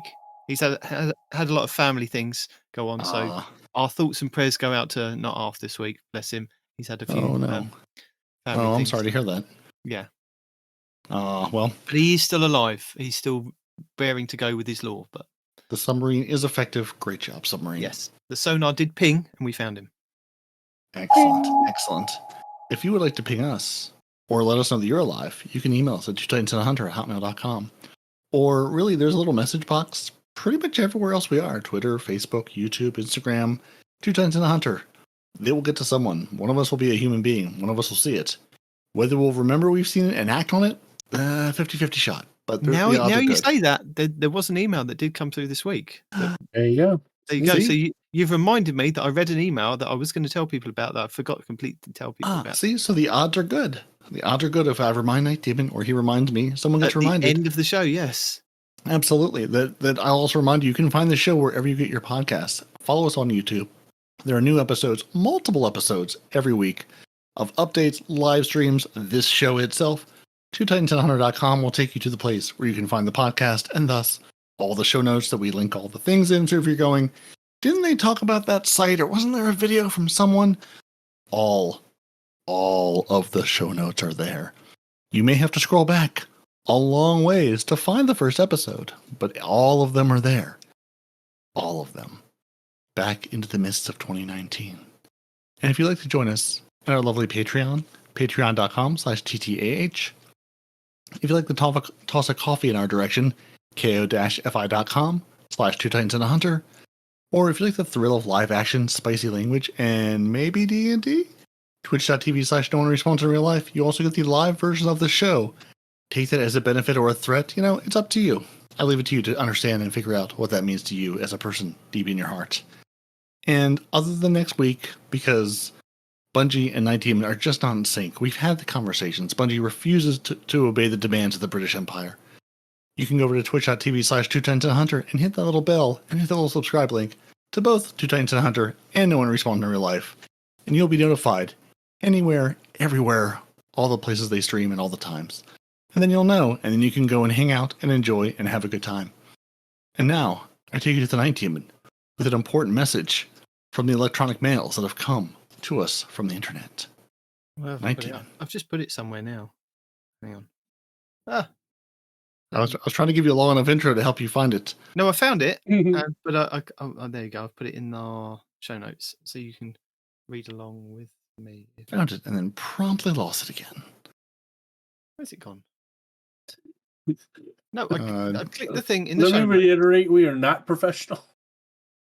We are sort of streamers, kind of downloading. YouTubers, but we are not. That's what's coming up. We're aspiring, but definitely not professional. No, we're not. So, hello, Respawn, Peroty, and Nitedemon. Hi. Hello. Sorry, this might be kind of long, but my husband Sean has been playing Destiny for years, since the beginning. Maybe he's the new host. Maybe he comes to join me, and I get rid of you two. Is he a day one alpha vet? Because there might be a space for him on a podcast. Just saying. I have it on good authority that two of the co-hosts might be fired pretty soon. Yeah. So I had taken a break from playing video games for a couple of decades while we raised our 4 now adult kids. So I decided to jump back into video games in August 2022 and decided to start playing Destiny. I mostly did to stay in touch with our kids and be able to play video games with them and talk on Discord. Not only did I have to relearn how to play video games, because apparently they used a Nintendo way back in the day, but also had to learn how to use an Xbox controller, which was extremely challenging. I get you, sometimes they are. I set Sean and I up with a Steam account, and he was used to playing on Xbox, gaming computers, Discord, and headsets, and that's where my journey with Destiny began. Sean and our kids helped me so much. They had to be patient, as I said. I didn't even know how to move around on an Xbox controller. The world of Destiny was and is vast. I was blown away with how far video games had come since my day of playing Mega Man and Mario Brothers. I also played all of the Myst games, but there isn't much movement in those. Destiny was the first game that I tried re-entering into the video game scene, and I haven't been able to stop playing it since 2,186 hours later. You just looked up the Destiny stats on Steam. Yikes. It is a lifestyle, not a game. Indeed. We constantly say that. It's my only game. That's all I have found time for. So yeah. And it still feels like a baby with all there is to know and learn about Destiny. I'm in the kind of same position. I guess you two are. I mean, there's a little bits of lore that we know. There's a lot of lore that Arf knows, and then there's a lot more lore that other people know. And the amount of time that a lot more people put into this game, it's just like this. It's so vast. It takes up so much time. But anyway, getting back to the email. While Sean and I were traveling a couple of months ago, I was searching for a Destiny podcast to listen to. I found a few, but didn't really enjoy any of them. Then I found your podcast and was initially impressed. I don't know how that worked. Don't worry, you'll get over it. Yeah, you'll get over it. People talking about Destiny and giving us actual information. Some of us try. What? Let me tell you, some of us here. Listening to our podcast? Some of us try to give out proper information. Destiny veterans, well, we've now discovered they're not really veterans. Destiny veteran and 2 other long-time Destiny players, but not quite Destiny veterans to the Nitedemon level. Get out of here with your nonsense. I'm not even an alpha vet, I'm not that elitist. Anyway, Destiny veterans How dare you know judge what us, they sir? are. Hang on, no, it gets better. Destiny veterans who know what they are talking about, and then share that knowledge with the listeners. Well, we do share knowledge weekly. Listen, they actually like what I do. They also provide the weekly things to do in Destiny, which is really helpful. See, it is helpful, Respawn, if you listen. I never said it wasn't helpful. I just said you're boring. You put me to sleep. I understand it's helpful. I just can't stay conscious. And yeah, see, it does work and enables me to plan for the week without having to go and find the information and read it on my own. I listen to your podcast when going for a walk, on my lunch break at work, when driving, when gardening, etc. there's a lot of podcasts to listen to. So yeah. Anyway, sorry this was so long. I just wanted to thank you guys for all the information you provide and the professional way you do it. Again, we're not sure about the professional thing, but the way that we do it, is the way that we do it. I've only listened to your podcast so far. I'm impressed with all the social media you have going on and your YouTube, etc. Sean and I would love to raid with you sometime. Thank you again for all your effort, Melissa. So there you go. Well, Melissa and Sean, I would absolutely love to have you guys in a raid. You never gave us your time zone, though. We need a time zone so we can try to set something up. If you you're say in, but get in contact with Respawn. Hold on, Respawn is the one to get in contact with. It depends on the time zone. No, it if doesn't. you're in a Is our different time raid zone, concierge. Yeah. then I can't really help you if you're in Demon's time zone. You see what I'm saying? You got to get a lucky demon for that. You can. Not with that kind of attitude, you can't. Wow, you guys are both hitting hard on me. What the hell? Yeah. Fine. Yeah, if you need help, just hit me up. Because you could ask us for raid help and we would say talk to Respawn. None of us have done this. We try to. We definitely try to. Yesterday I was doing hard mode and they're like, yo, hard mode Ron, we're looking for 5. I'm like, cool, let's go. I get in the fire team, they're like, yeah, man, I'm just looking to get it clear. I'm like, I'm sorry, what? Like, yeah, I've never done this before. I'm looking to get it clear. Yeah, me too. I'm like, oh, no. I was like, look, guys, I'm not in the mood to Sherpa. Good luck. Bye. Oh, like, that's nasty. No, bro, because he made it seem like he knew what he was doing. We're doing hard mode Ron. We're getting to the end. Actually, he made it seem like he had the checkpoint. That's how we entice you people that know what you're doing into the raid. I didn't have a lot of time. He made it seem like he already had the checkpoint for the boss. I was like, cool, I'll just do the boss and but normally give us spoils or whatever, right? Normally has time. He can accommodate you. Yeah, if I know ahead of time I'm going to be a Sherpa, that's one thing. If you're like, ta-da, we're new, I'm like, no, bro, you're not going to sucker me into this. It's not how that works. So what you're telling me is you should go to our Discord, as actually Melissa has, because Melissa is Mellow Mally, who is our lovely Patreon as well. So she can even reach out in our top secret Patreon channel Discord. But you can also hang out head to the Destiny News and Information section, and there is the Owl Sector Alliance LFG, which has all of the LFGs powered by the 100.io for all of the Owl Sector Alliance. And you can, if you're saying, hey, I would like to get it clear on this raid, I would like to request a Sherpa, there is a button where you can be like, hey, I am requesting a Sherpa. And hopefully a Sherpa will see this and go, hey, I am a Sherpa. I will take you through this. And then you can find 4 of your new best friends to also be taken through this kicking and screaming. And you too can get your first clear on things. So yeah, if you are saying, hey, I really need a Sherpa to get me through this, yeah, like set something up. Like the 100.io is a really easy to use site. It's wonderful. It does more than just Destiny, but let's be honest, we're here for Destiny. It's a great way to say have to sign up for it, but it's because like it does things, like it notifies you and it does. Yes, there's a method to the madness. So take the time, sign up for it. It'll treat you well. Yeah, I mean that's how all of us on this show have met. I've met plenty of people through that. Less so these days because I just don't have the time to raid. But like D1. That's how I found the clan. That's how I met people. That's how I found people that I've now played this game for years with. Being like, oh, you're a rational human being. We should be friends. This was a good wasn't referring to me, if you're wondering. Let's do this again. No, I don't know how you end up in the clan, but you end up there and you're just there. Well, I was a really good raider. Despite my mouth, I was a good raider. Kept away for 5 minutes and then all of a sudden, no. Yeah, no, exactly. It's like sometimes you're just like, yeah. Sometimes you're like, hey, again, competent, reasonable human being. We may not be best friends, but hey, you're a competent, reasonable human being. We can get through hard activities. Great, good times. You're a body. I'm going to use you and then walk away. That's fine. Cool. I'll get my clear. Yeah, exactly. Yeah, use and abuse. But yeah, but that is, it is a really nice, like they have done a ton of work to make that a really nice system where, yeah, it will remind you if the thing is full, there's a way to say, hey, I'll be an alternate. So inevitably, when someone drops out, or again, a lot of us are, parents and adults with jobs, responsibilities, and children. If someone inevitably goes, "Hey, I really wanted to run this, but I can't because something child," there's a way to say, "Oh, hey, we have an alternate or 2 or 3 alternates, so we know who to look for. We know who that 6 or 7 man off the bench is to go. Hey, we can still run this. You're not totally now trying to scramble to find somebody. You already have a list of people who said, "Hey, I'd love to do this." So that's, if you are trying to get your clear, that's a great way to do it. And or just go, hey, Iron Banner's next week. I don't really enjoy PvP, but I want to have a laugh with people. then say, hey, I want to do a casual PvP. I just want to go have a laugh. I'm not trying to do this hard.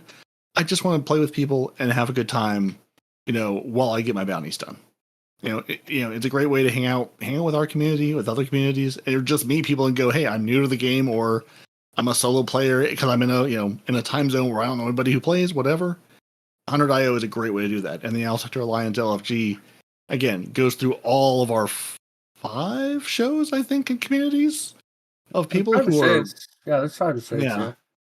Yeah. So there's lots of good people there who, again, can get you into the door into those other communities and Discords going, hey, what are we trying to do? When are we trying to do it? Let's go knock some stuff out. Well, again, Destiny is I thought there lifestyle. were 3. We used to have a tripod, once a year. Now we have this amalgamation of 6 shows. I'm like, when did we grow? What happened? So, that was the board meeting that you missed. You know the voted real memo. quickly. Gosh, damn it, the memo. The emails that you didn't read, it's important to read those. Well, I mean, you got to put important at the top, otherwise I don't read it. Blame Gator. That's what I do. Yes. Speaking of Gator and Hazel, one of our crew was getting wasted with Hazel this weekend. I don't know if you saw that message. It's like, I'm drinking with Hazel. Woo! Like, all right. So Nice. if you're up for that and you happen to live in, Redneck Floridaville, come hang out. At least half of the show lives in Florida. So not the show, the cluster that is the amalgamation of our 100.io. At least half of us live in Florida. Yeah, I was just so. Are you going to GDC or what? Not GDC, whatever that show GCX. I do have to check the schedule because my work is scheduled out until November. So, well, there we go. You two could harass Respawn to seeing him in person in Florida in August. I think. I don't know. Whatever it is. Okay. I think it's like the first week of August, but yeah, Game Conference Expo, is that what they renamed it to? I keep calling it GDC because it used to be Guardian Expo, and now that's all I can think about it. Is it not Guardian Expo anymore? That's dumb. No, they renamed it because they branched out, or Bungie was angry. I don't know. There was some reason for the rename that Bungie was angry. And I can't remember if it was one of those like, this is a little too close to the IP, or I don't know. Or they just said it's more than just Destiny people, so now it's bigger. Nah, it's really only Destiny people. Don't let them lie to you. All right. Well, there was our closing, our ramble, and our lovely emails. Yeah. Thank you, Melissa, Mel Malley. Appreciate it. And yeah, never apologize for writing long emails into places that do things that you appreciate, because we very much enjoy it. We sit here in our various rooms and talk into microphones, and we know you people are out there somewhere listening to us. Like the numbers say, at least you're downloading. I have no idea if you're listening, but hey, you're downloading. So that's cool, right? Like it's like our voices are heading to your devices in some fashion. So it's really cool to be like, hey, I appreciate you. Thank you. Like, it's awesome. Like that's what's cool about doing this. So yeah, but let this be your mission this week. Go write an email to a thing you enjoy and be like, hey, I enjoy the thing you do. Because it's awesome to hear from people being like, hey, you are real humans out there. And yeah, it's good times, good fun. Thank you, and we appreciate you. Yeah. Plus, I'm a narcissist and I love, positive feedback, so. Power of the Respawn. He needs your love. I need the fuel, man. Give me fuel, give me fire. Give me something that you desire. Oh, yeah? Sure. I'm a fan. Two Titans and a Hunter, a Destiny 2 podcast.